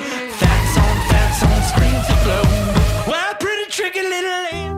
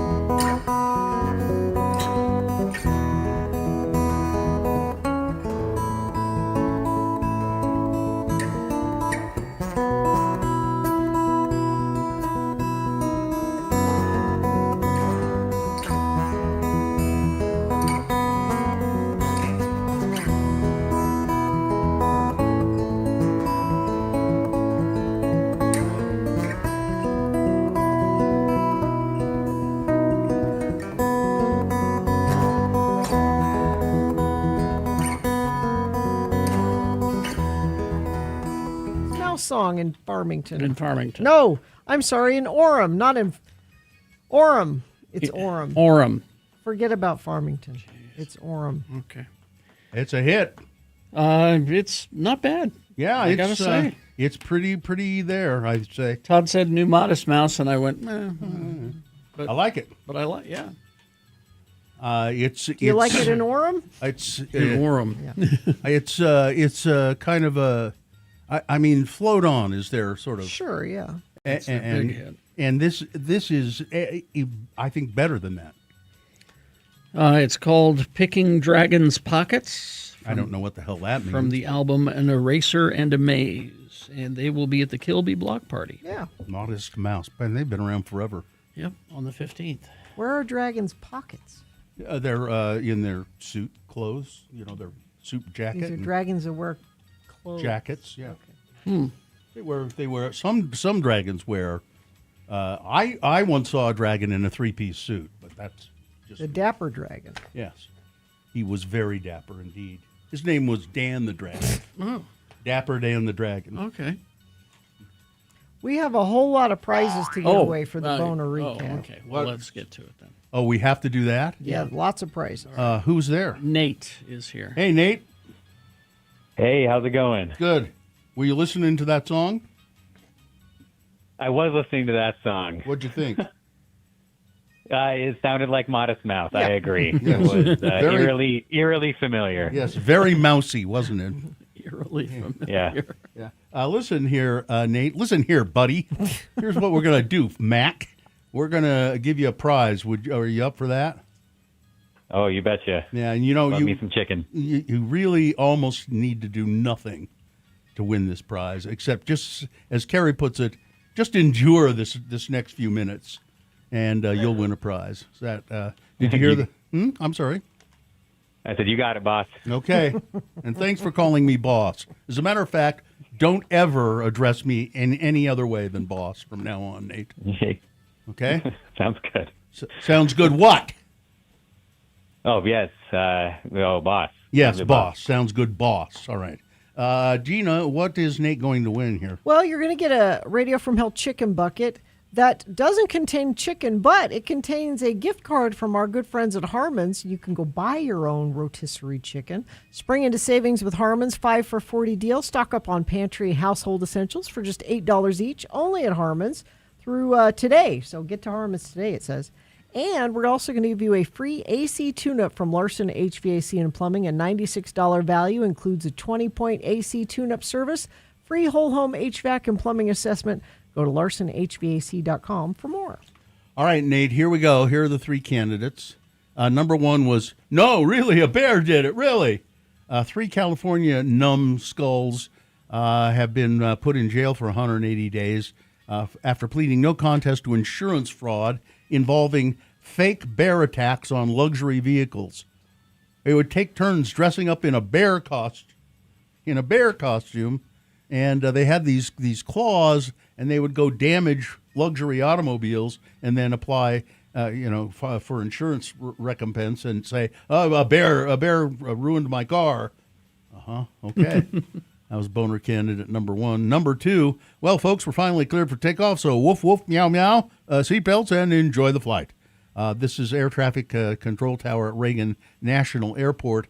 There's a recording of pilots coming into that airport, and instead of doing just business-like things over the control tower comm situation, there were a couple of pilots who were meowing and barking like cats and dogs. Very professional. And then boner candidate number 3, hey, kids, good news. Nicotine is healthy. It's really good for you now. That's according to some social influencers, including Jillian Michaels and Tucker Carlson. Tucker Carlson, who says that nicotine pouches, like those Zyn pouches and things, if you use those, it'll increase productivity and male vitality. It's like the hand of God reaching down and massaging your central nervous system, says Tucker Carlson. I have no soul left to sell. So there you go, Nate. That's 3 candidates. Which one was the winner? As a pediatrician and doctor, I got to go against Dr. Carlson and Dr. Michael's recommendations. I'm going to pick number 3. I think that's good. Good advice. Good choice. Thank you. And Dr. Mom agrees with you. Oh, thank goodness. Yeah. All right. Nate, hang on the line. You've won the prize. Katie will set you up there, okay? All right. Hang on. Oh, yeah. We heard from our, I don't think we have time to do this today, but we heard from our listener who's vying to be the best teacher of the year, so that, what's his name, Bill Nye, the science guy, will come to their school if she wins. We've heard from her. I think she's still doing well, but we'll talk about it tomorrow. All right. We will take a break right now. and a short break, and then we'll get to some big boy news and Opinuendo. Stand by for that. Huntsman, mental health. Mental health is every bit as important as your physical health. You get checkups for physicals for your physical health. It might not be a bad idea to get a mental health checkup as well. And Huntsman Mental Health Foundation is transforming the way we care for mental health here in this community. They're funding groundbreaking research, and they're expanding access to treatment and supporting programs that serve people of all ages. And they have a beautiful new facility here in Salt Lake. It's 24 hours a day. You can just walk in if you're experiencing some kind of crisis. It's also a place where now police can take people who are obviously struggling, rather than arresting them and putting them in jail, which is not going to do any good. They can take them there. You want to be a helpful part of all of this, go to yourbrainisbeautiful.org. That's yourbrainisbeautiful.org, and become a sponsor today. Hey, this is Travis. I was listening to X96, and I just won $1,000.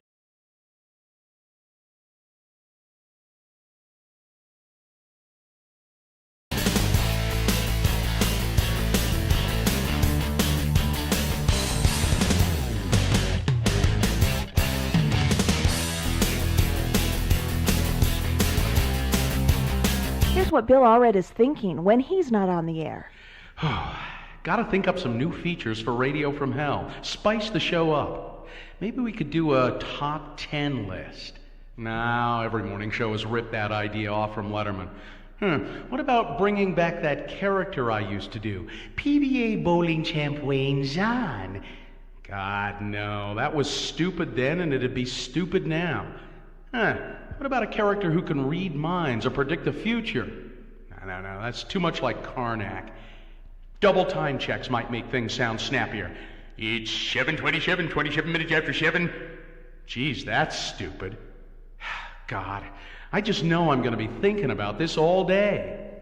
Here's what Kerry Jackson is thinking when he's not on the air. Oh, we gotta start working on this new Space Elders bit for this fall. And maybe we should call it Elders in Space. No, that's too much like pigs in space. Space Elders, that's it. Man, it's going to take a lot of production, music, and sound effects. Good acting jobs by Bill and Chunga, which is next to impossible. Maybe I'll ask the janitor to do a role, even he'd be better than those guys. Man, this Space Elders is going to take a lot of work, but it's really going to spice up the show when we get it going. Man, I'm going to be thinking about this all day. Here's what Jimmy Chunga is thinking when he's not on the air. Pudding, chocolate pudding, vanilla pudding, butterscotch pudding, rice pudding, tapioca. Oh man, I love pudding. Jello pudding pops, chocolate and vanilla pudding swirled together. Oh, pudding. P-U-D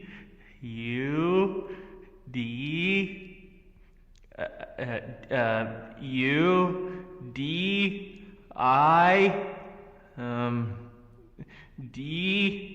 Oh, pudding.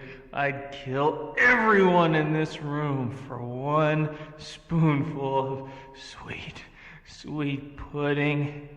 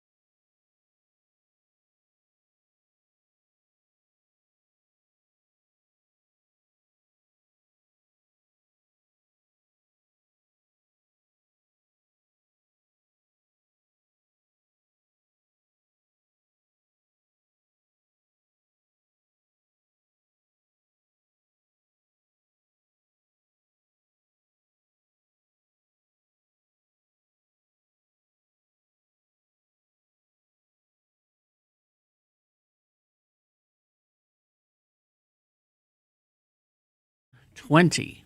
And it is time for Big Boy News and Opinuendo, brought to you by. There's something in my eye. By what? You have to be specific. I don't It's know. brought to you by what in your eye? No. Oh, there, I got it. Okay. Don't miss Utah's biggest gem, mineral, and fossil show, April 24th through the 26th at the Bastion Agricultural Center. Gems, fossils, vendors, food trucks, and Bill Allred. Hello, 11 to 1 on Saturday. Tickets just $3. Kids 12 and under are free. And don't forget, The views expressed on X96's Radio from Hell show do not necessarily reflect the opinions of Broadway media, its management, owners, or advertisers. This program is intended for mature audiences. Parental discretion is advised. Well, this is certainly creepy. What? Certainly awful. Certainly disgusting.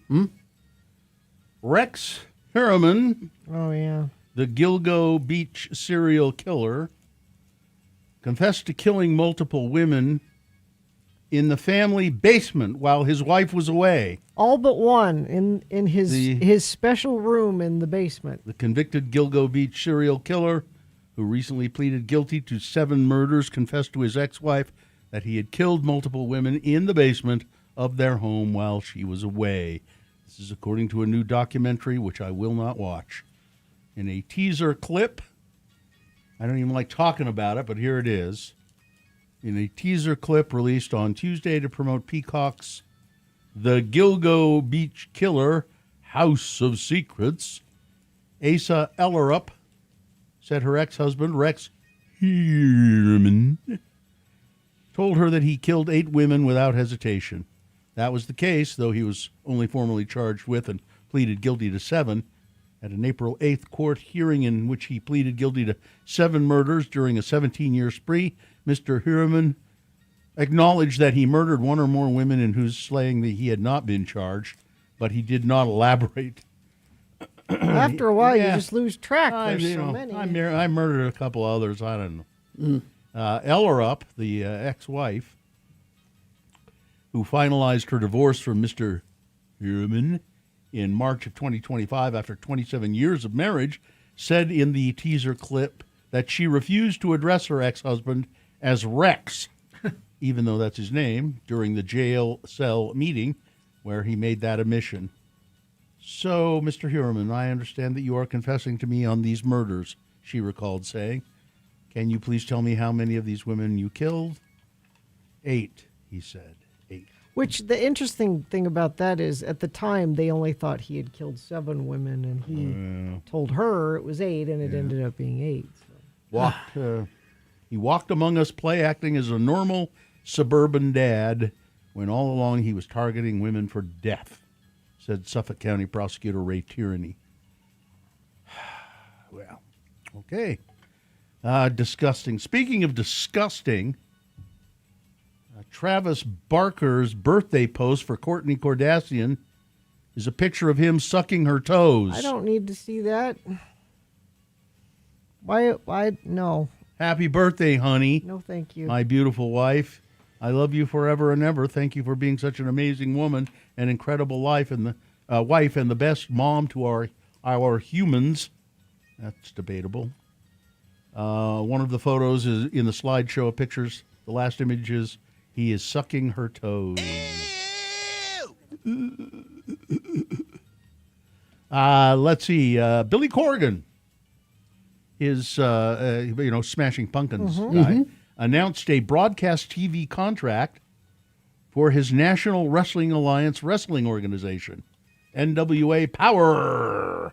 The company's primary show, operating since 2019, debuts on Comet TV May 1st, whatever Comet TV is. Yeah, never heard of it. A second new episode airs May 2nd, and then both hour-long programs repeating. This marks Power's first broadcast deal under Corrigan's ownership after previous runs on YouTube, Fight TV, the CW app, and Roku. More like Vomit TV. I actually really like his podcast. It's called The Magnificent Others. He's actually a really good interviewer. He has some interesting people on there. And Comet is an American digital broadcast television network owned by Sinclair. Crumble, the cookie people, Yes. that for some reason can't put an E on their name, is introducing brownie dippers to its menu. I'm listening. I thought it said brownie diapers at first. I thought, what? Brownie diapers? Brownie dippers, a shareable treat, Gina. Shareable. No, I don't have to share that. No, then you ain't getting any then. It includes rich, bite-sized brownie pieces with a side of smooth fudge frosting and chocolate sprinkles.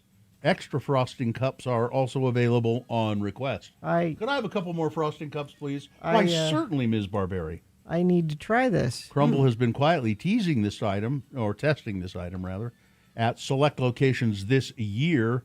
And on Reddit, lucky fans who are able to try the treat first have left promising reviews. I'd prefer that over a cookie. Now, does our friend Jonathan, is that who he works for? Yes. Yeah, he works for Crumble. Jonathan. We want some brownie dippers. You should test them on us, Jonathan. If you presented me with a cookie and a brownie, I would pick the brownie every time. Really? Mm-hmm. Just depends on the cookie. Nuts in your brownie? No. No, that's too exotic. A little texture, you know? No. I actually don't. I'm not crazy about nuts in my brownie either. But brownies, I only like brownies if you have a big hunk of ice cream on top That's of them. the only way you like a brownie? Yeah, pretty much. There's no such thing as a bad brownie. I just don't, And people make them all different. Some are cakey and That's some. what I'm saying. There's no such thing as a bad one. They're different. Well, I don't care for the cakey ones either. I like the chewy ones. Red Lobster is bringing back the deal that allegedly caused the company to file for bankruptcy. Allegedly. You can eat shrimp? The Endless Shrimp Bowl. Yeah. Their promotional longtime favorite that eventually joined the permanent menu in 2023. Fans loved the chain's Endless Shrimp so much that making the deal permanent cost the company $11 million and may have even led to the 2024 bankruptcy filing. So after a few years of begging, and now that Red Lobster's CEO is plotting the greatest comeback in history of the restaurant industry, Endless Shrimp is back with 5 options. In addition to Red Lobster's beloved shrimp linguine Alfredo pasta, fried Walt's favorite shrimp, buttery garlic shrimp scampi, and Parrot Isle coconut shrimp with a pina colada sauce. Customers can also enjoy Marry Me Shrimp, which is what my wife said to me as part of the deal. Marry Me Shrimp. Marry me, shrimp. The internet famous Marry Me recipe formula features an herby sun-dried tomato and cream base that has been served as everything from chicken, shrimp to soup, and so forth and so on. So Red Lobster. And they have an herb crumble, and they, in the word crumble, they have an E in theirs. Their name. I'm Herb Crumble. Cher, in an April 19th interview with The Sun, Katie Edwards, the step-granddaughter of Julie Andrews, said she has a 15-year-old daughter named Ever, who was fathered by Cher's younger son, Elijah Blue Allman, a former model who now owns a horse rescue center in Joshua Tree, California.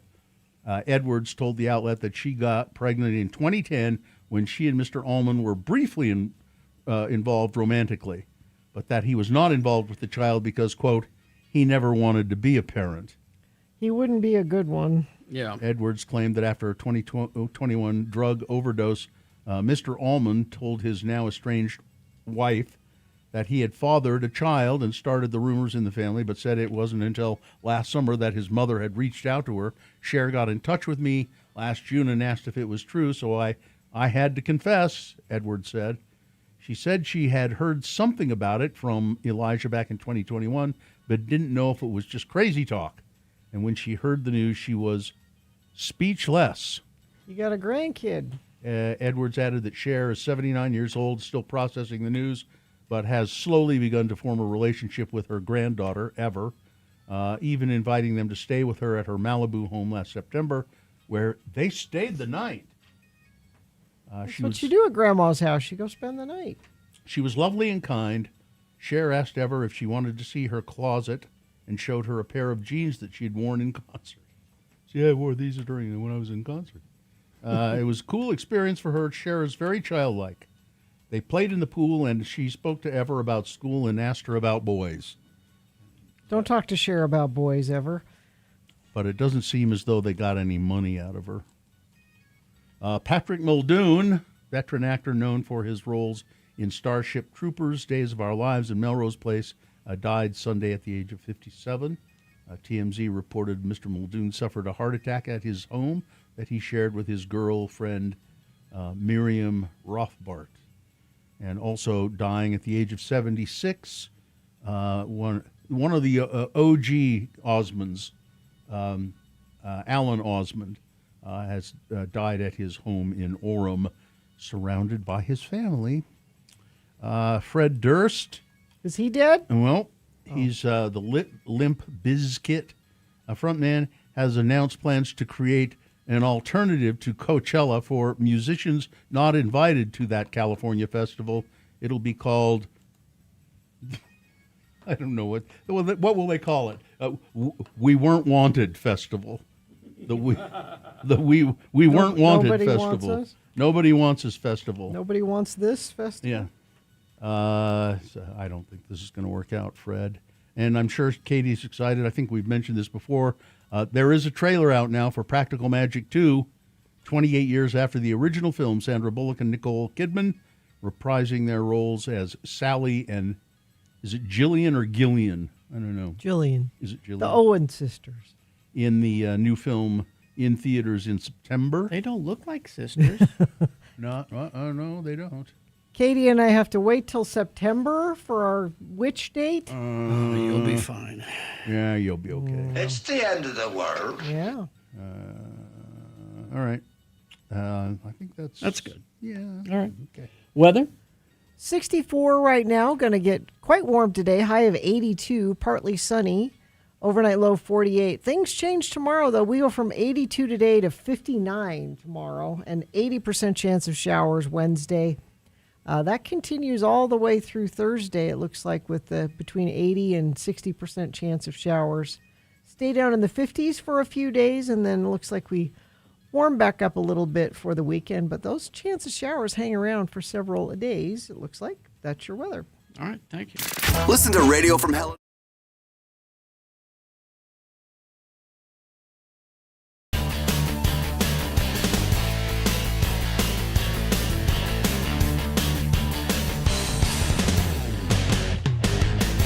All right. Gina, you had a question? Oh, I thought Bill had a story, but I do, but go ahead and ask your question, and then maybe I'll do my story. My husband does most of the shopping, and he came home with this yesterday. Okay. And you guys may know, or I'm hoping friends of the program may know, at x96.com/live, he bought something called banana sauce. Have you guys ever heard of banana sauce? You put that on your banana. He's gonna surprise you later on. You should not have been snooping in the groceries. But so it's clearly not made from bananas because it's red. So it's not like mushed up bananas. That doesn't mean it's not made from bananas. Well, what do the ingredients say? Let's see. Ingredients: water, sugar, banana. Oh, it is. Yeah. But it's red. Let's keep going. There's Gina once again, the inquiring mind. Well, it can't be a banana. Does this look like it's made from bananas? It doesn't. It's got a picture of bananas on the label, and then I would go, I wonder what the ingredients are. Oh, bananas. Vinegar, salt, onion, chili, garlic. So it's like a sweet. It's just a chili, sweet and spicy kind of sauce for your whatevers. Yeah, what do you put it on? What do you do with this? Whatever you want. You could put it on rice. You could put ice it on cream. Yeah, that's fine. Noodles. Yeah, it's just a tangy accompaniment, sweetened. Yeah, probably it's a little sweet and tangy, and sounds good. It's a And he product of the probably- Philippines. He probably saw it and thought, I'd like to try that. Mm-hmm. Rather than, well, that doesn't look like bananas. So, you married a man with an inquiring mind so that Yeah. you didn't have to have one. Yeah, I don't know that I will ever consume banana sauce. Here's an odd story for you.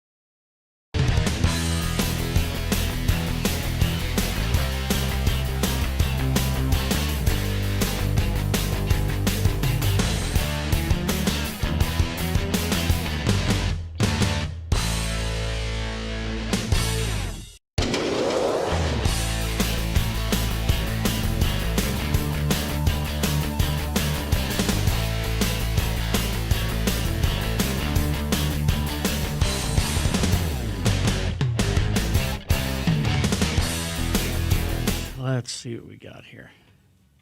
I think You have special music so we know what we're doing I here? do, yes. Okay, It good. helps everyone. Oh, I know what that music means. It's time to talk to Elena Wood, Nightingale College. Hi. Mm-hmm. Hello. I definitely need my intro music. Spring into wellness. Yes. What? Felt like a good topic for this week. Okay, so how do we spring into wellness? Yeah, so these are all just different activities that can kind of help us get into the seasonal mood. And the first recommendation is to plan some outdoor activities. Oh, okay. Like frisbee and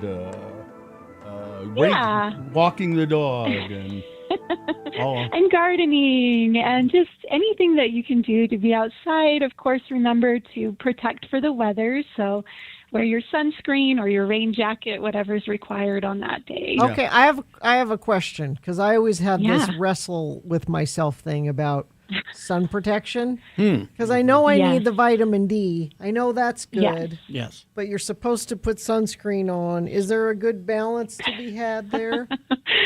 Oh, this one is really tricky. And, you're going to hear a lot of arguments, honestly, on both extremes. And I generally land somewhere in the middle where, I will give myself a little bit of sun exposure with less sun protection.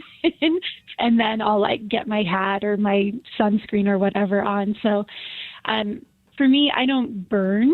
So I have a little bit more leeway, but generally 15 minutes is kind of like a safe-ish, Okay. depending on how sunny it is and your skin, etc. I've got the solution. Slather yourself up with all the sunscreen you want and drink a lot of milk. That sounds It has vitamin D great. in it. It does. Yeah, it does. Yeah. But that's not a seasonal food, so we're going to move on to seasonal foods. Okay. Yes, seasonal food. So eating your local produce, fruits, vegetables. You can check out your local market. Generally during the spring, there's things like leafy greens and strawberries, maybe some fresh citrus. Just try and get lots of colors on your plate. I forbid you to eat an apple until September. Huh? Out of season. Yeah, you're not wrong, but Yeah, no apples until September. Or late August. I had some peanut butter waiting for me. Oh, I'm sorry. I'm oh sorry. no, You're going to have to put that peanut butter on you'll a have grape. to eat it with kale or something. All right. What's next? Next is do some spring cleaning. Well, And that's this no doesn't fun. mean that you have to deep clean your entire house, but just choose one small area that you can, maybe dust a little bit more or get rid of some clutter, donate some things that you're not using. Cleaning up our space can help us to reduce stress and improve our mood. And so I personally don't feel like it's very fun, but I also recognize that there's benefit to it. There was a big thing up on campus, University of Utah. Where you take all your old electronics. Oh yeah. And yeah, that was I think it was last week. I know my wife took a bunch of stuff up there. What's next? Yeah. Next is to set some new goals or reevaluate your New Year's resolutions. Spring is actually a really great time to kind of get that energy going back up again. Since everything is blooming and it's a time of renewal, a lot of times we do have a little bit more energy for setting new goals as well as going out and getting those goals. Yeah, okay, we could do that. I'm going to go help the fish in the Jordan River swim. That's a good goal. Yeah. Did you hear that story this morning? I saw a headline. Yeah. That's really sad, isn't it? I know. It's very troubling. I'm a little nervous about our water. Yeah. What do we have next? Next is to find ways to connect with your community. A lot of times folks are outside more, so you might see your neighbor mowing their lawn or setting up a barbecue, something like that. So take some time, wave over the fence, set up a play date for the kids. Just do something to connect a little bit more with the people who live near you. Yell at them for using a leaf blower. I hate those things. Oh, I mean, try and be friendly first. Okay. But, if you've got ongoing conflict. Elena's not going to say suggest you yell at anybody. That ship has sailed. Yeah, I'm sorry. My neighbors all hate me, so it doesn't matter. Oh, Maybe no. if you connected with your community, Bill, you'd be better. Yeah. Well, actually, I'm very close to my next door neighbor. Throw a barbecue and invite everyone. I'm very close to my next door neighbor. That's good. Yeah, we get along great. So anything else that we need to spring into? That is my whole list for today. The recommendation is to just, keep moving forward and take some small steps to help improve your wellness journey. Yeah, it's we're all troubled, I think, about the climate and about the drought and climate change, but you still you should take a little time and appreciate the fact that, like yesterday was just a beautiful day. It was, and so just try and put that other stuff aside a little bit and relax, because there's plenty of time to worry about it. We can't be doom and gloom all of the time, for sure. I know. And enjoying nature doesn't mean that we forget about the important stuff, right? That's right. All right, Elena, thanks a lot. If people want more information, what do they do? You can learn more about this as well as Nightingale's amazing programs by visiting nightingale.edu. Okay, thank you. Thank you very much. Thank you. Take care, folks. She's so nice. All right. Let's take a break, play a song, and we'll be back after these. Stand by. Utah Audio at 1441 East Fort Union Boulevard in Cottonwood Heights. You can go to utahaudio.com. Yeah, it's a helpful website, but it's best if you just go in. Go in and say hi to Tyler. I'm looking forward to this thing on Saturday night that we're doing. But we went into Utah Audio and met with Tyler. Nice guy. Lots of knowledge about high-fidelity sound systems, hi-fi systems. One of the only true, really stereo shops in the area. No one has the range, quantity, or quality of products that they carry. They have all the top brands in the world for stereo music in your home. You may think that you have good speakers. Oh, you have not heard anything like this before in your life. No. You're going to go in and just go, boy, my speakers suck. These are amazing. Just an amazing sensation. You'll sit down, he'll play some music for you, and you can talk to him about getting one of these systems in your home. Utah Audio sells highly regarded brands with great musical heritage, value, and reliability. Zero pressure sales environment. Everybody's welcome. No pressure to buy. Tyler may pressure you to listen to a bunch of stereo systems. That's about the only pressure, because he'll say, well, this one over here, and this one does this, But he doesn't care if you buy one. He'll simply let the system sell itself.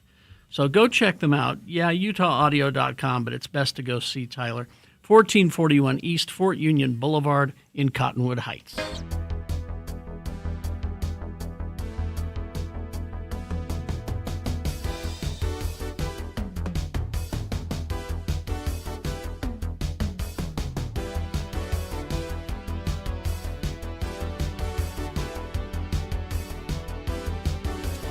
So speaking of TV, I was feeling really down yesterday, and most of this week I felt just kind of down and out of it, and I thought I need some comfort from a TV show.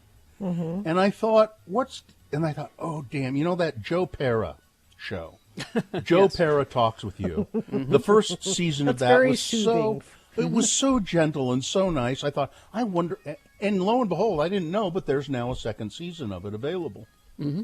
So I sat down and I watched a couple of episodes. I cannot recommend this show highly enough. It's I think each episode is 15 minutes long, something like that. The first one, Joe Pera talks with you about beans, and he builds a bean arch. A bean arch? So it's this, and he goes through it and how he does it, and he built this big wire frame that's an archway, and then he's planting beans at the bottom so that they'll climb up all over the archway. A beanstalk? He's working on a beanstalk. Gene, it's a bean arch. Specifically, Joe Pera, it's a bean arch. And he said, I don't know how tall I'll make it. Maybe I'll make it tall, just so the beans are dangling down and you can just barely reach them. It's just so comforting. And you so feel better sweet. now after watching? Okay. It is so sweet. And I watched 2 of them. And I thought, no, I'm not going to watch anymore because I want to watch them. My wife was not around last night. She was off doing roller derby. And so I thought, I'm going to rewatch them. I can't recommend it highly enough. It's on Cartoon.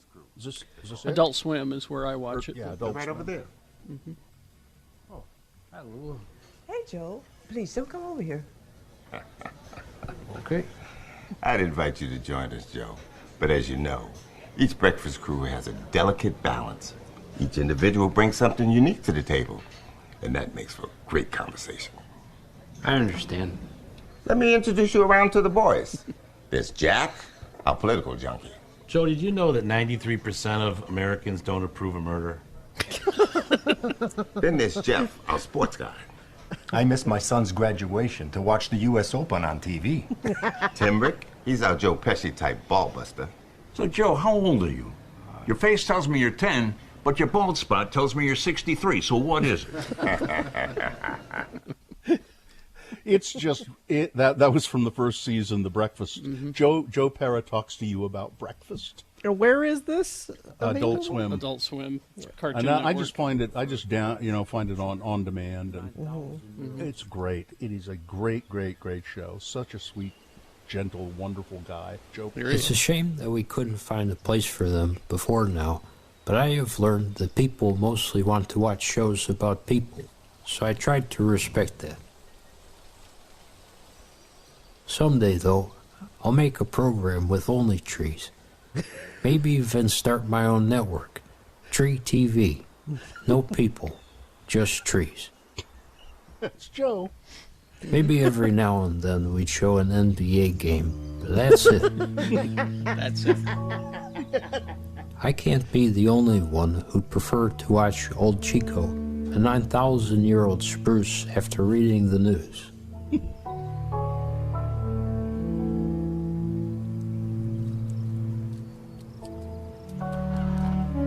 The downside is that my network won't provide much opportunity for human actors. But as we reassess what is essential, I wonder if actors are. Well, there are definitely 2. Ed Harris and Elizabeth Hurley. Last week, I watched Austin Powers for the first time in 10 years, and it holds up very well. A complete send-up of spy films, and one of the things that makes me laugh most. And Elizabeth Hurley is the perfect straight man to Austin Powers. She's one of the few people who can rein him in, and that is no small feat. Can you imagine if it were only Austin Powers? It would be chaos. A town where all the stoplights are green. Fun to imagine, but in real life, fatal. Also, she's one of the only people in the movie not played by Austin Powers. It's just too bad that in the second film, she turned out to be a fembot. true. It was distressing to me and made dating hard for a long time. Made dating hard. Not the robot part. Just imagine falling for someone who then tried to kill you. You know. But instead of going down that path, It's, why don't I give you? he has a girlfriend in this second season now. He's a school teacher, middle school teacher, choir and band. I think is what he teaches, the choir. So And- is this like voiceover, just scenery, No. or do you see No. him Well, talk? this He's is- just, no. Oh. This one is. This is an Adult Swim special called "Relaxing Old Footage" with Joe Pera. Yeah, that's. And it's just stock footage of forests Yeah. and things like that with him talking. He is a stand-up. That is a character. I hate to break it to you, Bill. Yeah.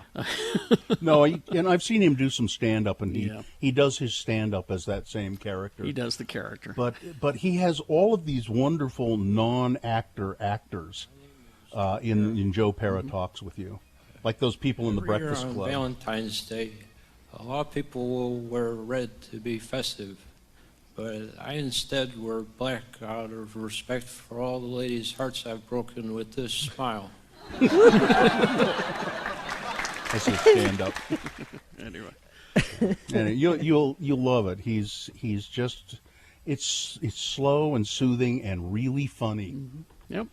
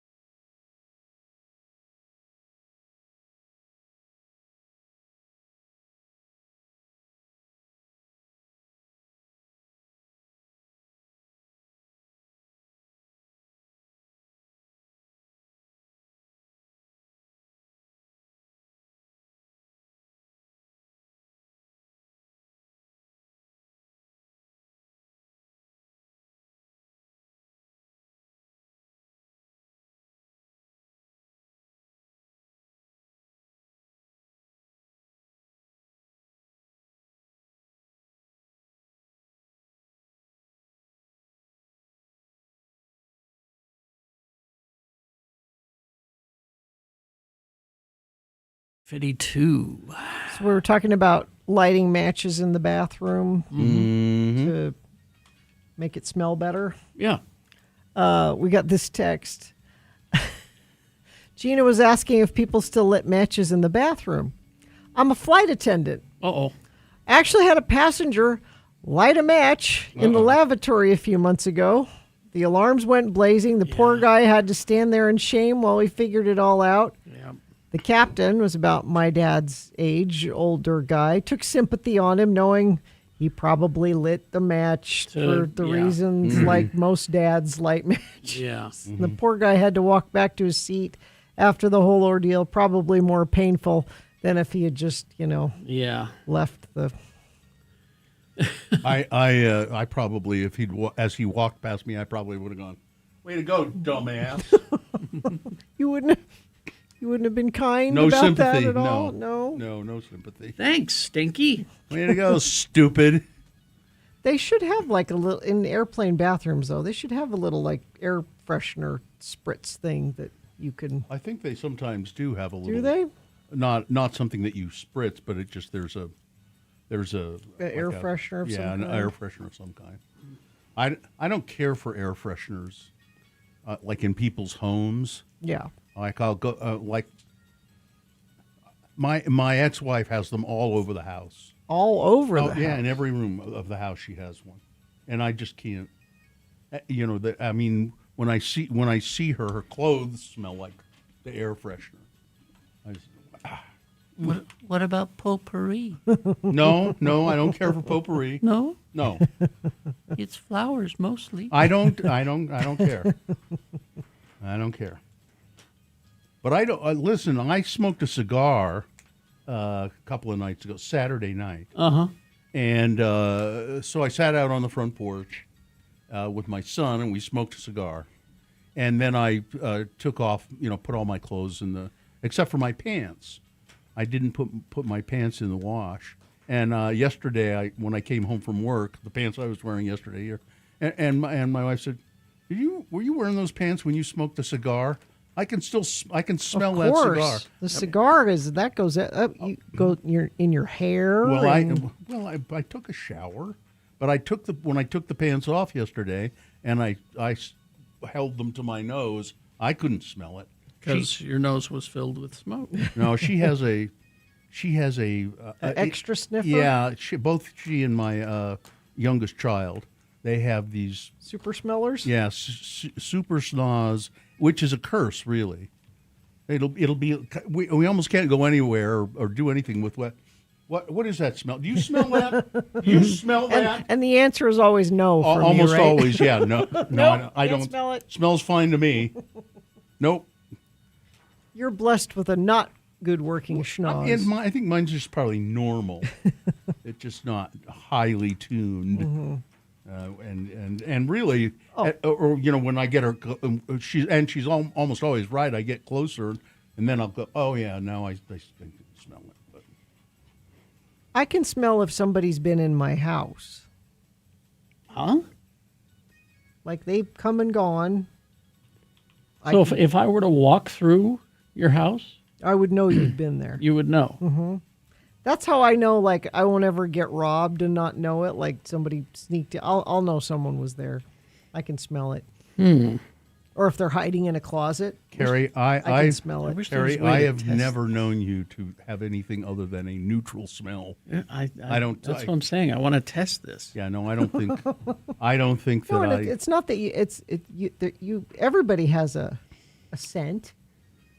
I'm just saying, if I like walked in your front door, through your living room, and out the back door, and out through the kitchen.